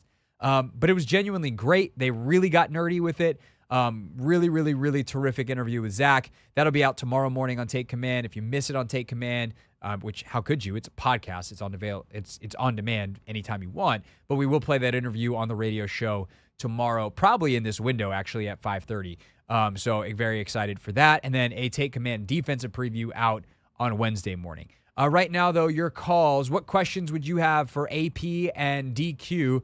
The Commanders Brain Trust holding a press conference tomorrow, 10:30. You'll hear it here on the Team 980. Let's go to Tim. Tim, thanks for calling. You are on the Hoffman Show. Yes, hi, good afternoon. I would say ask Dan Quinn, the last time you were head coach in Atlanta was 2020. Is there anything different you would do with being a head coach in Washington? And do you think you might be a little rusty? Do you need to get back on the training wheels? That would be basically my question. How does he see coaching Washington versus Atlanta? And is there anything different he would do? Tim, thanks for the call. I think it's an interesting question if you can calendar it, right? Dan has talked extensively about some of the reviews that he did. We asked him about it when we had him on at the Super Bowl. So like Dan has talked about, making sure that there's continuity set up within his coaching ranks. That way, if he loses a really good coordinator, he's got a succession plan and there's more continuity. He's talked about some of the management situations that he would handle differently. I think that kind of stuff he's talked about quite a bit. I would want to ask him, hey, you went through these big 360 reviews and now you're implementing all this stuff. What is applicable in training camp that you want to accomplish that you're going to do differently this time around that's specific to training camp? Actually, as much as, that is a very general question that has been answered, if you make it specific to training camp, I actually think it's a great question to ask DQ. The other thing, in terms of like the rusty get back on the horse thing is, what do you do as a head coach to practice some of the situational things? You put your players in these situations. As a coach, a lot of times you're running the drills. What do you need to do to make sure that you're comfortable with your communication, and how do you practice some of that stuff so that when you get into the game, you have clarity and you're set up well to make the critical real-time decisions you have to make as a head coach. I think that actually is fairly interesting. I would spruce it up in the ways that I did, but take the concept of the caller Tim's calls to ask those of DQ. I think those are good ones. And any more calls since our call screening? You're our verbal call screening software, which is apparently a lot harder to say than I realized. Verbal call screening software today. Is anybody else on the phone? We do not currently have anyone there. Okay, that's fine. Thanks, Tim, for the call. Appreciate it. It's actually a good question. So what we're going to do here before we had the idea to take some calls and some folks started calling in is our weekend in review. And Anthony, when I started to tell you about what happened in Hungary on Sunday in the Formula One race, I think you almost broke your jaw on the floor. Yeah, because I just couldn't believe it. It just didn't scream competitor, or it just didn't scream, what is the word I'm looking for? Again, it was just very surprising to me that happened. Yeah, so if you missed it, this is why Formula One is the best, because it is both a team sport and an individual sport wrapped into one. So there's 10 teams on the grid as it goes, 20 drivers, 2 drivers per team. And there is both a team championship, the constructors, and a individual driver championship. And Lando Norris is currently second in the drivers championship. His teammate, Oscar Piastri, is farther down, but McLaren, their team, is currently second to Red Bull and rapidly catching them because Red Bull's got Max Verstappen, who's a giant man baby, but is very, very good. We'll get to him in a second, who's been doing very well, and their other driver has had a disastrous season. So 2 drivers versus 1, good way to catch up. And so basically, Lando starts on pole. Piastri is second. Piastri passes Lando on the start. And so he's the leader of the race. And the way it works from an etiquette standpoint is if you're in the lead, you should have first dibs on a pit stop, and you're not going to get undercut by your own teammate. Undercut is a strategy decision that can help you gain by pitting faster than your opponents, a lap sooner or 2 laps sooner than your opponents. And McLaren, for some godforsaken reason, decides they would like to pit Lando Norris, the guy in second, first, thus undercutting themselves. And they're like, oh, we'll sort it out later. So when they come back out, Lando's in first. The undercut, quote unquote, works. Piastri's in second. They've protected themselves from the people in third, fourth, and fifth, but they've also created a huge problem within their team because they just seemingly gave the race to a different guy with the orders of we'll just swap because it's so easy to do it 200 miles an hour later. And sure enough, Lando just starts going, and it goes from a 3.5 second gap between the teammates to up near 6. And they are begging Norris on the radio. One of the wildest things I've ever heard, begging him to be like, hey, swap positions. Make sure that you're think of the Sunday morning meetings that we have. Think of the things that Oscar, they are begging him. When was the moment for Andrea Stella to step in and go, enough of this, I'm going to issue a direct instruction? So if there's a safety car now, it's going to make this very awkward. Please do it now. Please do it now. If we get a safety car, this is going to be very awkward. And you can just, Lando wasn't really responding, which also was really funny at one point because Anthony, they go, Lando, radio check. And he goes, loud and clear. He's like, I hear you. I don't care. Yep. I'm mad. That would have been me. And so luckily for them, though, behind them, Lewis Hamilton is holding off Max Verstappen for third place. And Verstappen, who was up till 3 a.m. sim racing for his digital team, was pretty cranky on the day because he had to give back a position earlier in the race because he acquired it illegally and was mad about the decision because Max Verstappen, in Max Verstappen's mind, has never done anything wrong. He got super aggressive, and this happened. This time he gets there, he locks up and he makes contact with his old rival. Verstappen and Hamilton come together again. If his car isn't damaged, they'll be amazed. So it's an angry pass, the lock-up. Lewis definitely optimistic with the turn-in, which is not going to please Max. Yeah, moved under braking. I'm not even going to get into a radio fight with the other teams, Max. We'll let the stewards do their thing. So his team is basically like, shut up. You've been complaining the entire race. We're not getting into a fight. Quit being a child. And all of a sudden, there's a huge gap. And so the McLarens wind up working out where they get to swap places. The quote-unquote right guy wins. I got to give props to Lando Norris, who was an absolute pros pro with everything he said afterwards. He's like, Oscar's done great stuff for me, blah, blah, blah. And it's just funny because nobody, in all the pictures, though, despite the fact that they won, they came in first and second, nobody's happy. They're all mad. Piastri, it's his first ever win, and he's just like, ugh. Verstappen's like furious at everyone because he's, again, a giant man baby. And Lewis is just like, this is my 200th career podium, something no one else has ever done. And that's why I'm a Lewis Hamilton fan, Anthony. Well, I see that, but if I'm that Piastri dude, I will be angry too. But you I won. want my first win to come like that. Yeah, no, I hear you. But if I'm Lando, I'm furious. Yeah, because he was creating some separation. Yeah, well, that's the thing. There was one point where they were like, Lando, you got to let him catch you, and he's like, well, then come catch me. Yeah, for real. I've never seen it's funny because the entire Formula One world is like they botched it, and yet they finished first and second. Wacky bit. Yeah, wacky bit. This is why that sport is great. Watch Drive to Survive, watch every season, and then start watching the races.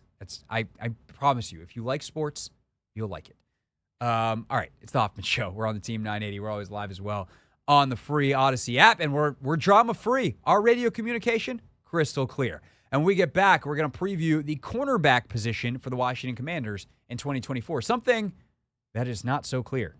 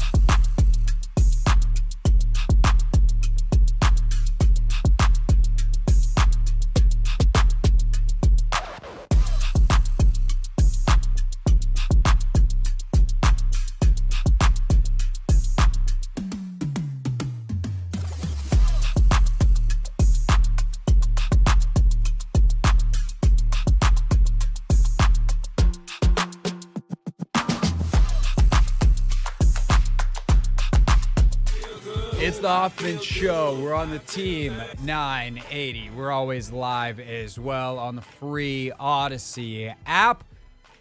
You missed our countdown earlier in the day. Top 10 most important commanders. Number 5 was Deron Payne. That's every day at 4:30. And every day at 6, we are taking a look at one position group at a time for Washington and breaking it down in extreme depth. 6 questions at a time. It's time for our Pick 6 at 6. The 6 biggest Commander storylines. It is caught! Delivered at 6 o'clock sharp.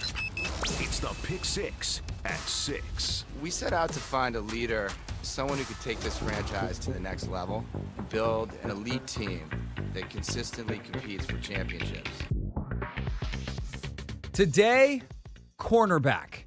One of the most interesting positions for Washington, one that we're going to learn a lot more about in the coming days as training camp enters the thickest parts of it. When you get into your one-on-ones, you get into your 7-on-7, and ultimately your 11-on-11, and all these different personnel packages that we know they want to use. We're going to split corners and safeties because I think there's enough to talk about and enough to chew on with both.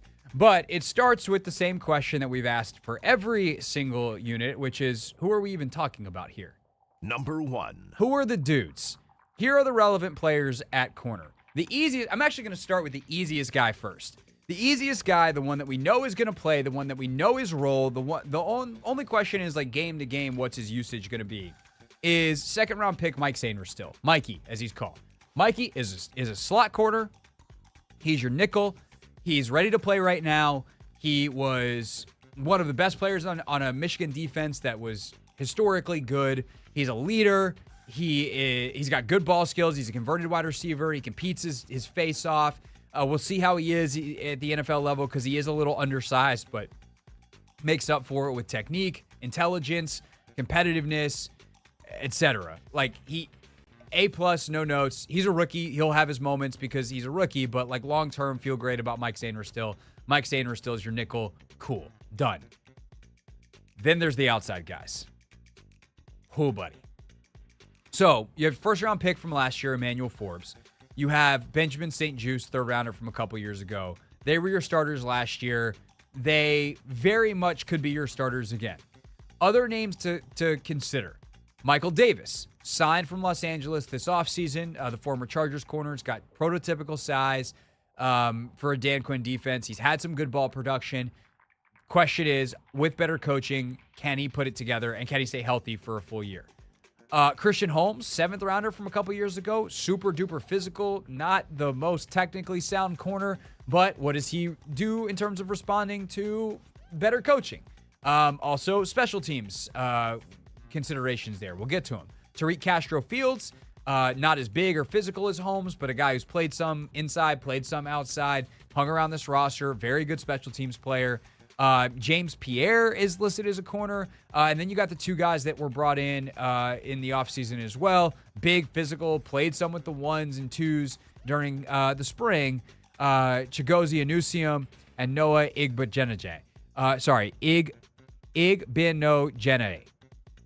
Noah, I apologize. I promise I will get your name right, especially if you make the team and are playing, which is a possibility. But those are the main players. There's a couple other UDFAs that are down the roster, some of whom may challenge. There's some really, really good, talent they brought in on the UDFA level that we probably should have even given some more credence to at times during some of these previews. But it's hard. Once you get to like the 4th, 5th guy, you're like, does this guy really have a shot? But that's the beauty of training camp is we're going to find out. Anusium, I think, is kind of the guy to watch here as a potential sleeper type of guy. Undrafted free agent, Colorado State, 6'1", 200 pounds. He was a huge priority free agent for them. He's definitely going to be on the practice squad if he doesn't flat out just beat out some of these other guys and make the team. So that's the list of who's the dudes.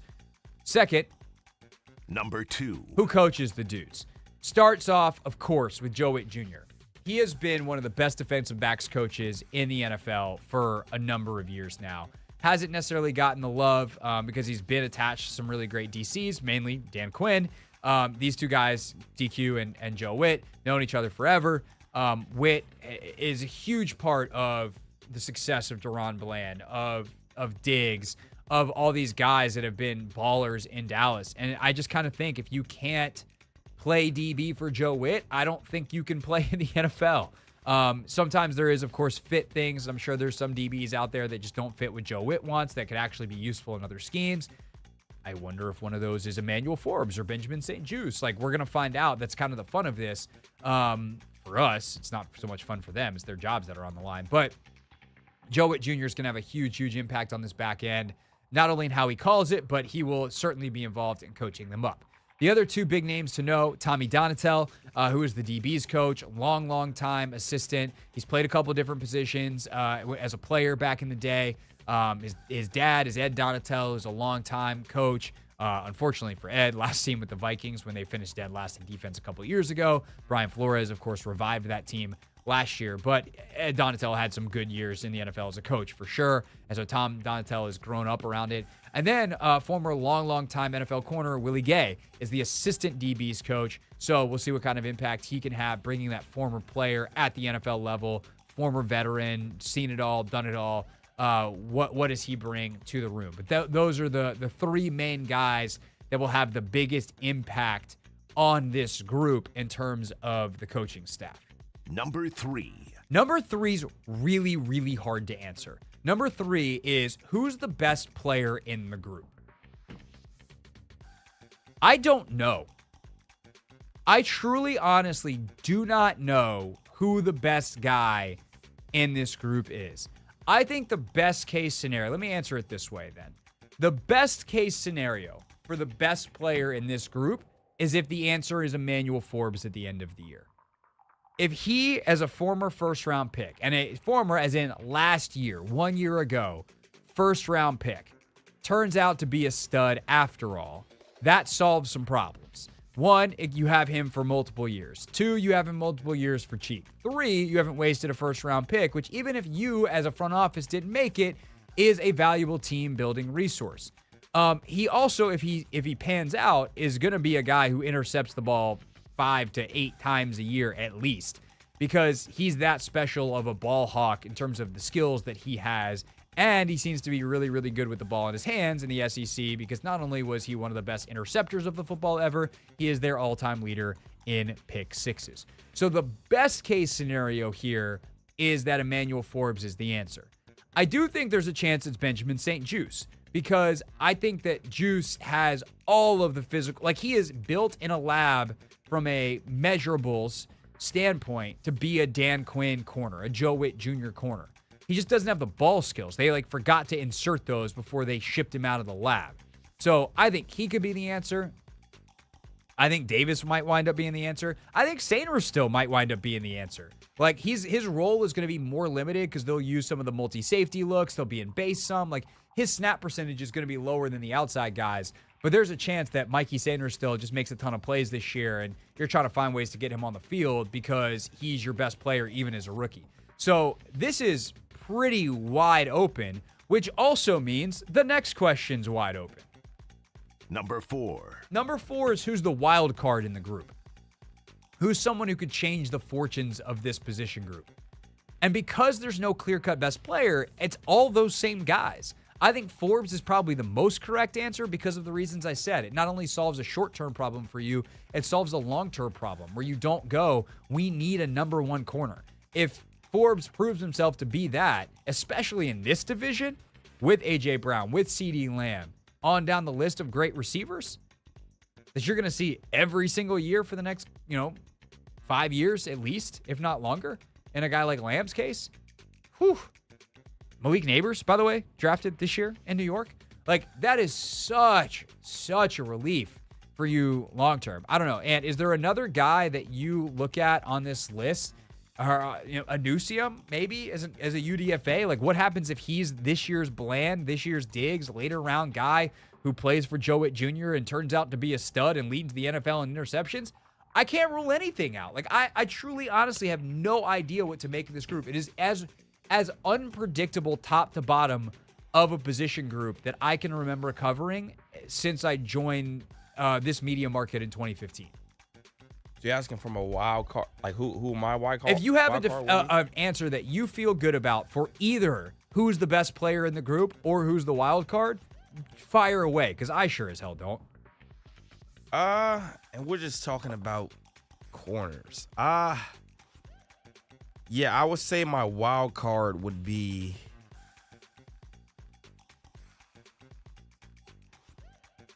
I think my official answer is Anusium.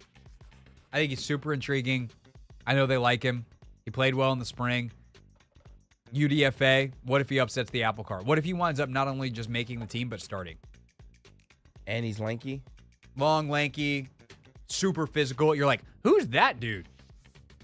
All get off the bus team. 6'1", like 200. Solid. Yeah, I don't feel too comfortable or just confident in selecting a walker. I'll go best player, and I think I will go BSJ for all the reasons you said. I think from a technique standpoint, I think he'll learn not to be as aggressive, less handsy, and hopefully, based off his technique, he'll be able to, see the ball a little bit better and be able to capitalize on some turnovers. Lord, we can hope. But yeah, I would go BSJ just from right now. But to your point, if Emmanuel Forbes is our best corner at the end of the season, bravo, DQ, bravo, Joe Witt. Yeah. We drafted this guy in the first round, and, he had a rough first year. So let's see if he can bounce back. Yeah. To say the least. Number 5. All right, number 5 is speaking of wild cards, is a question that Anthony comes up with about the position group that I do not know. So I don't know the question. Hopefully I know the answer. Anthony, what is your question about the cornerback position? All right, quick question, Craig, before I ask you my second question. We have a pre-question before the question. So what would you say is a good number of interceptions for a group of, cornerbacks? What would you say is a good number of, takeovers for the unit, for a unit? Somewhere, minimum 14? If you want to get at least one per game, right? That's or about close for the corners. Close to one per game? Yeah. So I guess if you want to do DBs in general, because some of this is going to come from safeties hawking over the top. Yep. But I would say 12 plus, you want to come from your corners. Okay, so I've done some extensive research over the last 10 years. We have not reached double-digit interceptions ever in the last 10 years. So with this unit this year. Not just from any single corner, from the collective. The unit. The collective. Buddy. Last year, 4 interceptions among our corners. The year before, 4. The year before that, 3. Ron's first year, we had 7. So if we had to do an over-under. Wow. Of 9.5. Do you think this unit generates that? What a question. 9.5. Can you do more research for me real quick as we do this? What is Dallas the last 3 years? Because they're going to be way over. Because Bland had 6 pick sixes. Nevertheless, pick sixes last year. Diggs, I think, had 12 or 14 picks on his own the year before that.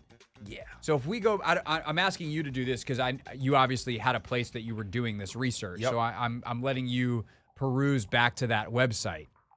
So you said Dallas 2023 last year? Yeah. So last year. I need 23, 22, and 21 from Dallas. Those are the 3 years that Quinn and Witt were there. Okay, so Deron had 9 last year himself. Stephon Gilmore had 2. Jordan Lewis had 1. So they had 12 from the unit. The year before, 2022 regular season. Diggs had, I think, 14. Deron had 5.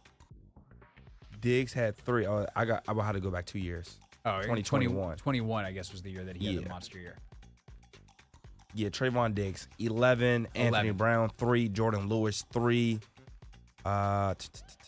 So history still 17 interceptions as a unit. Yeah. So history would tell you that a Joe Witt, Dan Quinn defense is going to go over 9.5.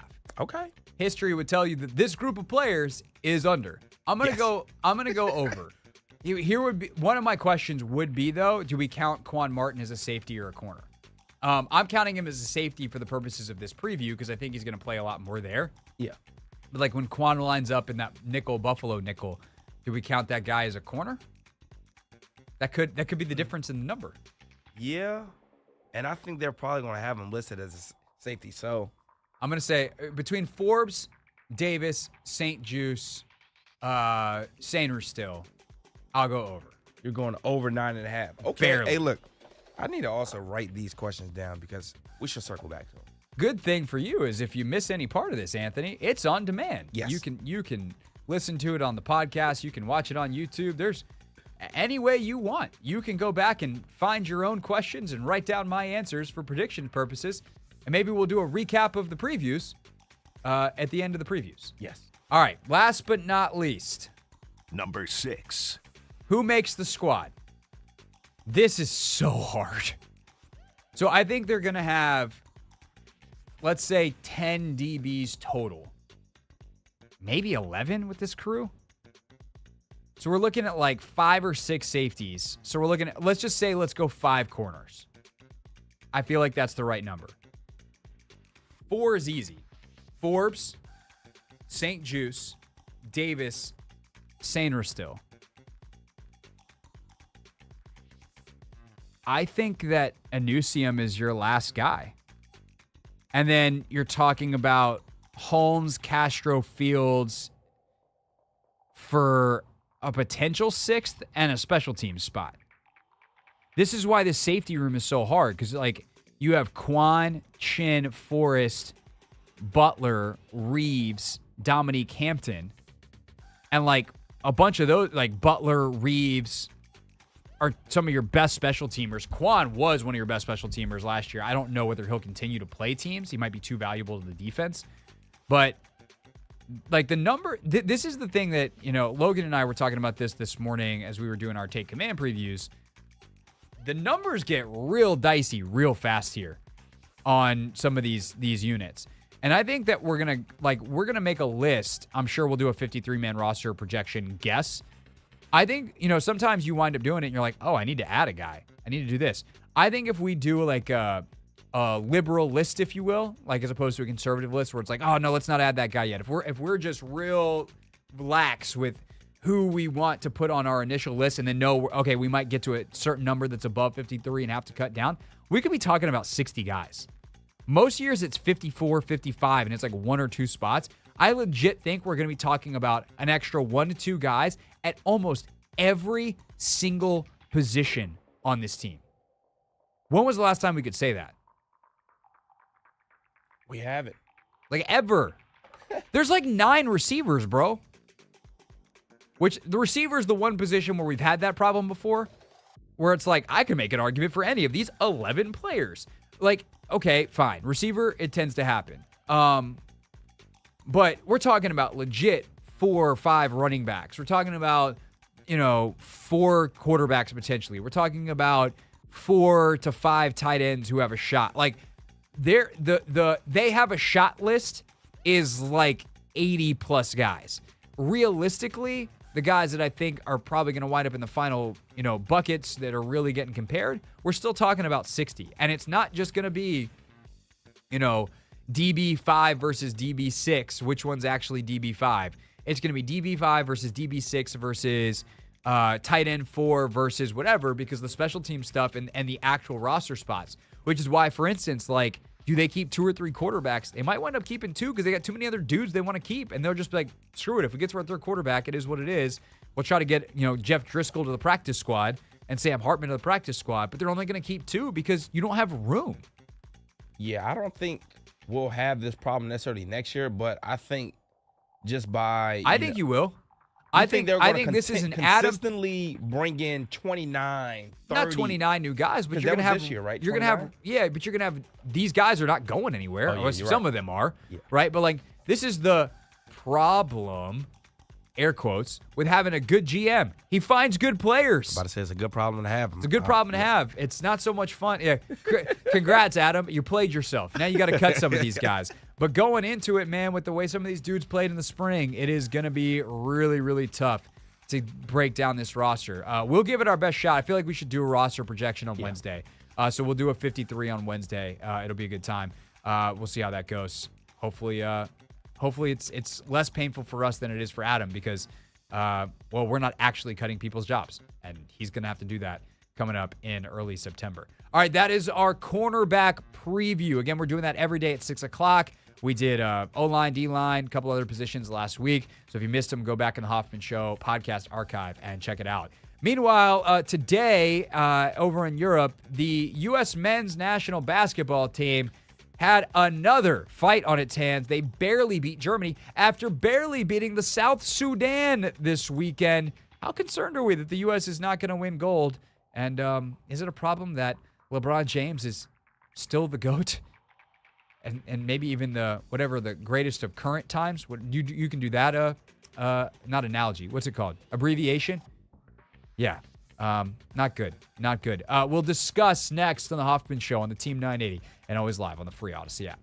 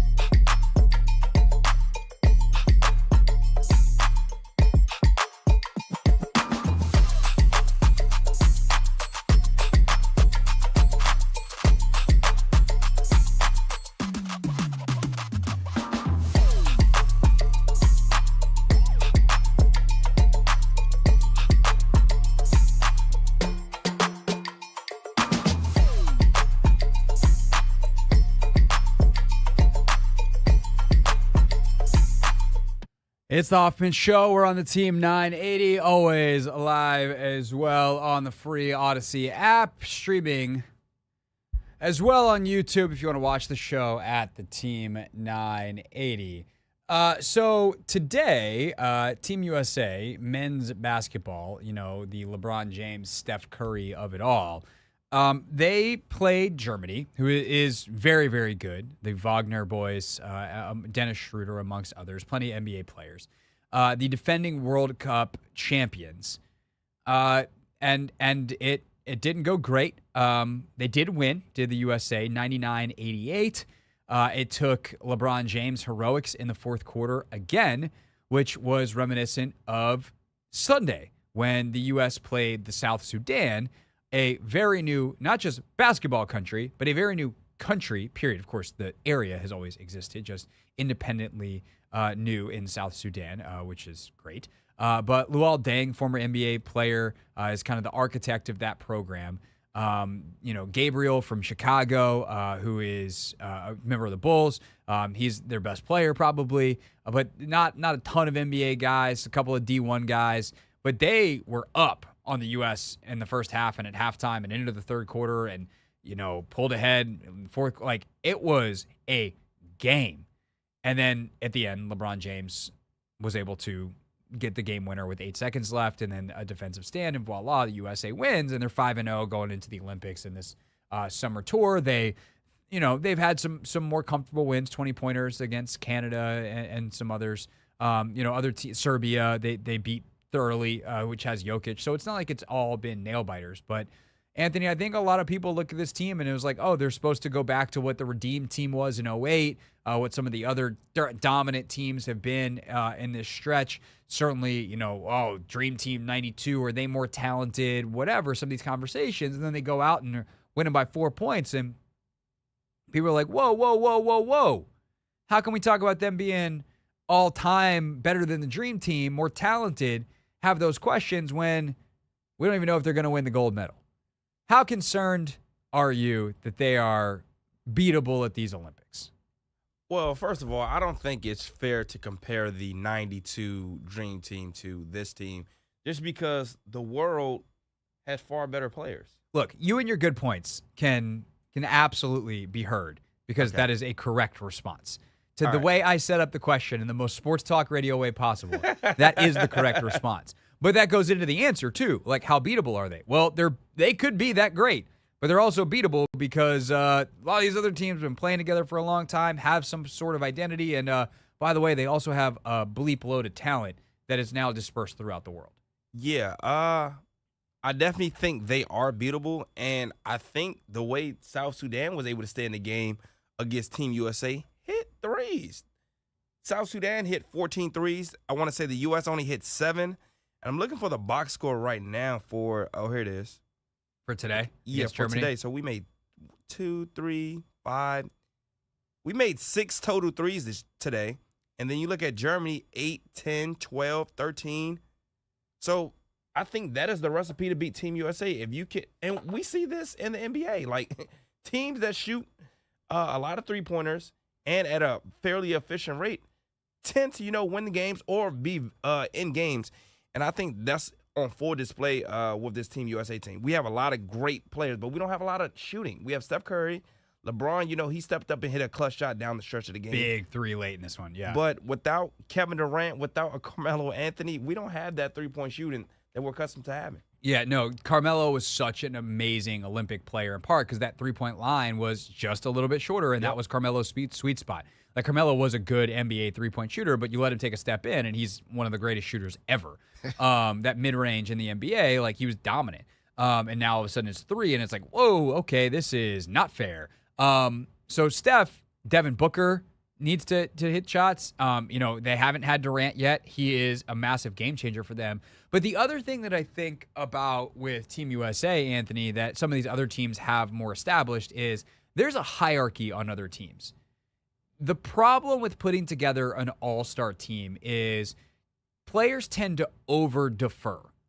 So, like, there's a play today where, like, Tatum gets penetration. He's down by the rim. If he's in Boston, even with the great teammates he has, he probably just tries to go up and be like, I'm Jason Tatum. My job is to score, and I'm going to try to – I'm attacking with the mentality to finish. Here, he tries to throw like a little bounce pass to the dunker spot to Anthony Davis. Davis had cut, miscommunication. He throws the ball out of bounds. So there's like these little moments of indecision that you can go, oh, it's chemistry. They just have to play together more. And that is part of it, right? You learn the tendencies of the guys that you're playing. Well, we've all played pickup and been like, oh, you do that? Okay. You throw the ball out of bounds once, you don't do it again because you learn how to play with guys. But I also think that there needs to be a bit more of a hierarchy, which is why in the starting lineup and the closing lineup, you've seen in big games who? Anthony Davis. Who is not which two players specifically that most people would look at and say these are the two worst players on the roster? Oh, you want to say a Drew Holiday and the guy that he plays with in Boston, Derek White. Yeah. Who closed the South Sudan game? Derek White did. Yeah. Who's starting alongside LeBron and all these other dudes? You got Drew. Drew.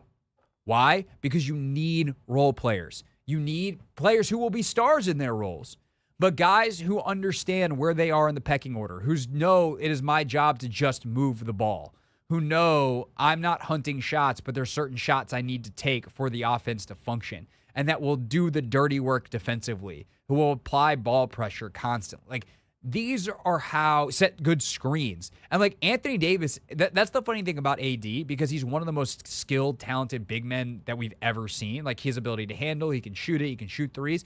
Anthony Davis is at his absolute best when he is the most superstar of role players that we've ever seen.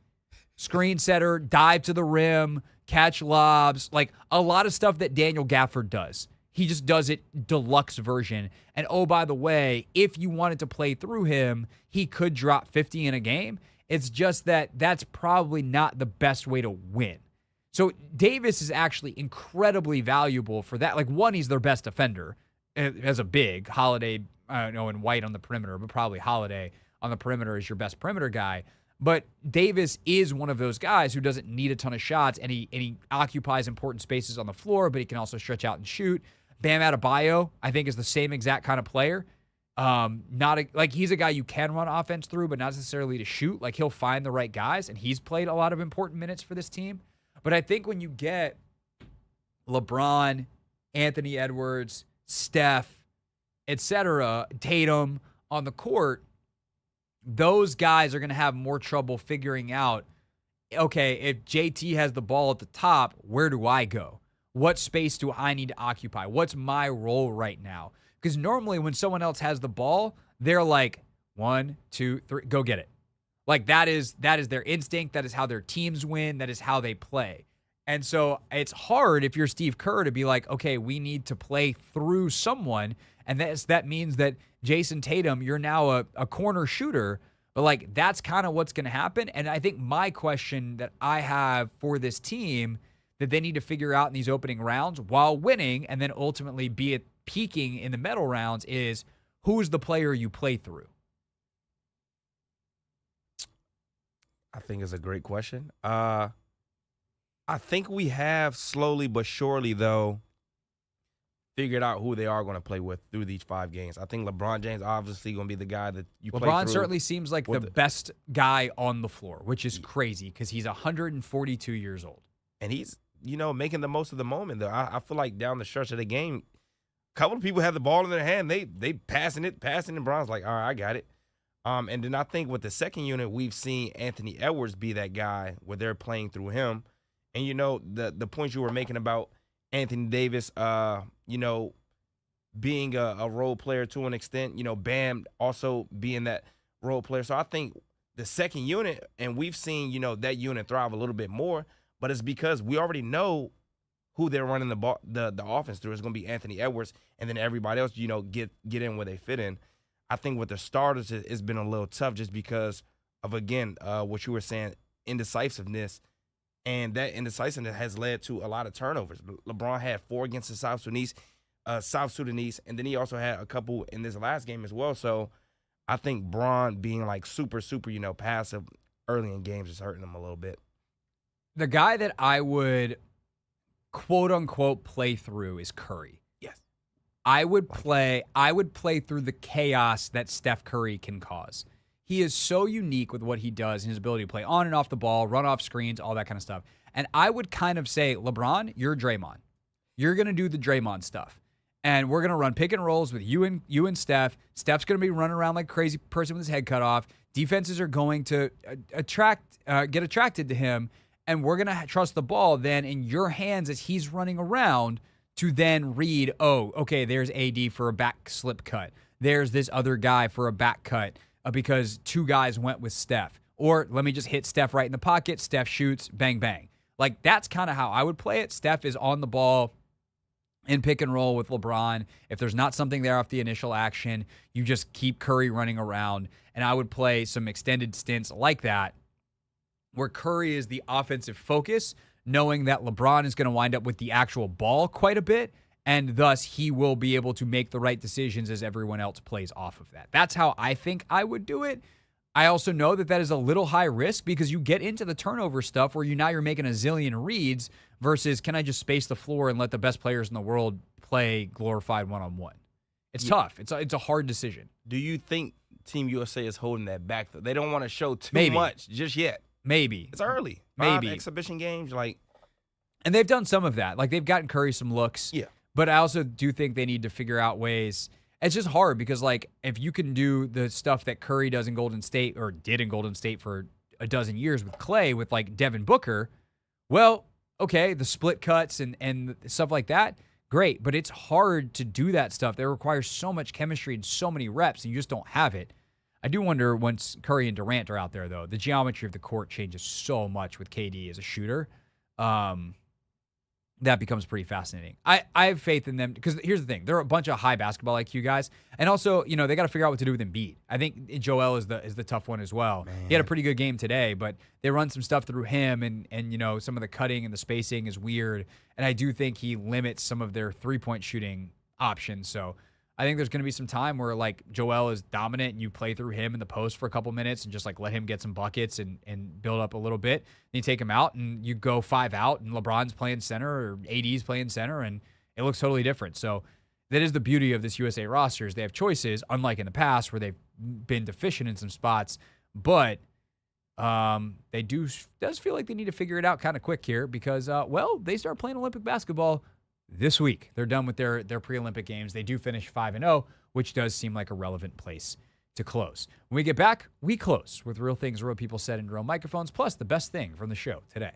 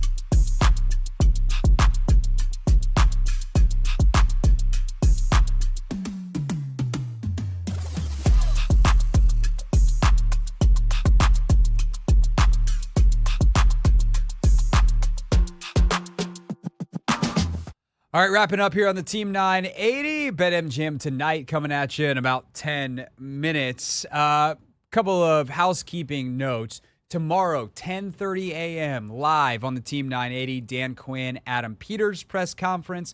Kevin will have all kinds of reaction. More on that in just a moment. Tomorrow on the show, we will preview. What do we got tomorrow, Anthony? Tight ends? Or receivers? No, we're doing tight ends tomorrow because we have Ertz. Yep. We talked to Zach Ertz for Take Command. We'll play that on the show tomorrow. We'll preview the tight ends. We will also hit number 4 on our top 10 countdown. And then we'll see what else happens. Maybe we'll have a sports media reporter to come on and talk about TNT matching. So inside the NBA, not dead. I was just texting in one of my group chats. I was joking that I'm going to host Inside the WNBA because I actually do wonder what happens with the W rights because that was a part of this deal as well, as far as I know. So if TNT does do Inside the WNBA, who would the cast be? Candace, Sue? I was about to say definitely Candace. Yeah, Candace is already in-house. Sue. I think they would go with, I think Cappy? No, not Cappy. Cappy Pondexter? No, not Cappy Pondexter. It might be Renee Montgomery. Oh, Renee Montgomery would be, yeah, she'd be interesting, for sure. I'll convince Alicia to retire, and that way I have an inside track on the host chair.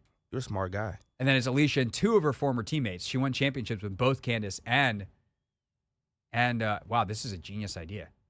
Anthony, if this happens, this clip is going to become famous. I am wearing the Everyone Watches Women's Sports shirt right now. There it is. Sue, I'm wearing your shirt. Speaking into existence, man. That'd be fun. That would be a fun job. Anyway, best thing from the show today, we had Kevin Sheehan on at 5 o'clock, and we started off joking about emails because the segment before, we discovered that Anthony has about 19,000 unread emails. And so we asked Kevin how many he's got. He was saying how many he has. And circle back, we brought it full circle, a callback, if you will, to borrow from the comedy world, of me making sure that Kevin was all ready for his show tomorrow.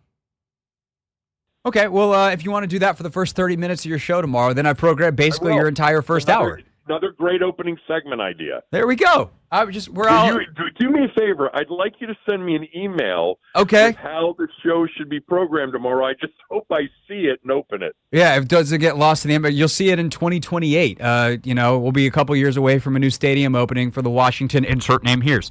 And then now the full segment has come together. Voila, Kevin, we did it all. Appreciate your time. We wrapped it up nicely. As always. And I'll talk to you later in the week.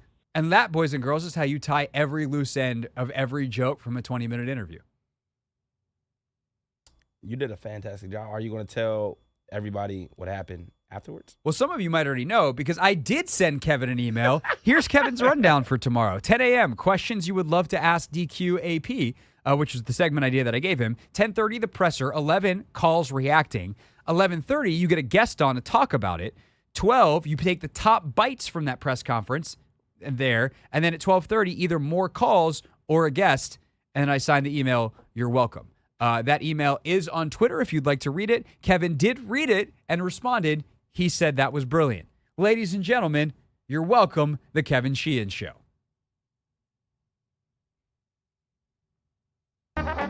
Real things. And then the real things just absolutely pooped the bed. It was set up so well. It's okay, Craig. Is it? Let's just try it again. Is it? Real things. We're not going to be so this year. Real people. 5 and 11, not very good. Said into real microphones. The culture is actually damn good. All right, got to be quick with this one. Roy Wood Jr., the comedian, was on the Dan Le Batard show talking about a celebrity softball game that he took place in, something he will never do again. Steven Jackson, Matt Barnes, who was the MVP of the softball game. Steven Jackson and Matt Barnes took this game so seriously, and I have nothing but the highest of respect for them. I knew from the locker room I wasn't going to do nothing. Steven Jackson was stretching. His Jordans matched his outfit. Them ain't even the Jordans they gave us. There is an intensity with professional athletes, even if they're not suiting up anymore, that unless you've done it, I just don't think you can plug into it. I couldn't plug into it. There's a play where there's a fly ball to left field. It's my ball. It is clearly my ball. I'm coming in and I'm looking up and I can hear Steven Jackson and I can hear him just, yeah. And I don't know if that's how he calls for fly balls, but in my brain, my brain is telling me he's not going to stop. He's Steven Jackson. He's locked in. Maybe you should get out of the way. And I get out of the way at the last second. Steven Jackson catches this fly ball, turns around and runs back towards the infield and mumbles, and I quote, "I got this. This what I do." Athletes are nuts, bro. Tell me about it. You know. What we know is that we'll be back tomorrow. See you then. Enjoy BetMGM tonight next.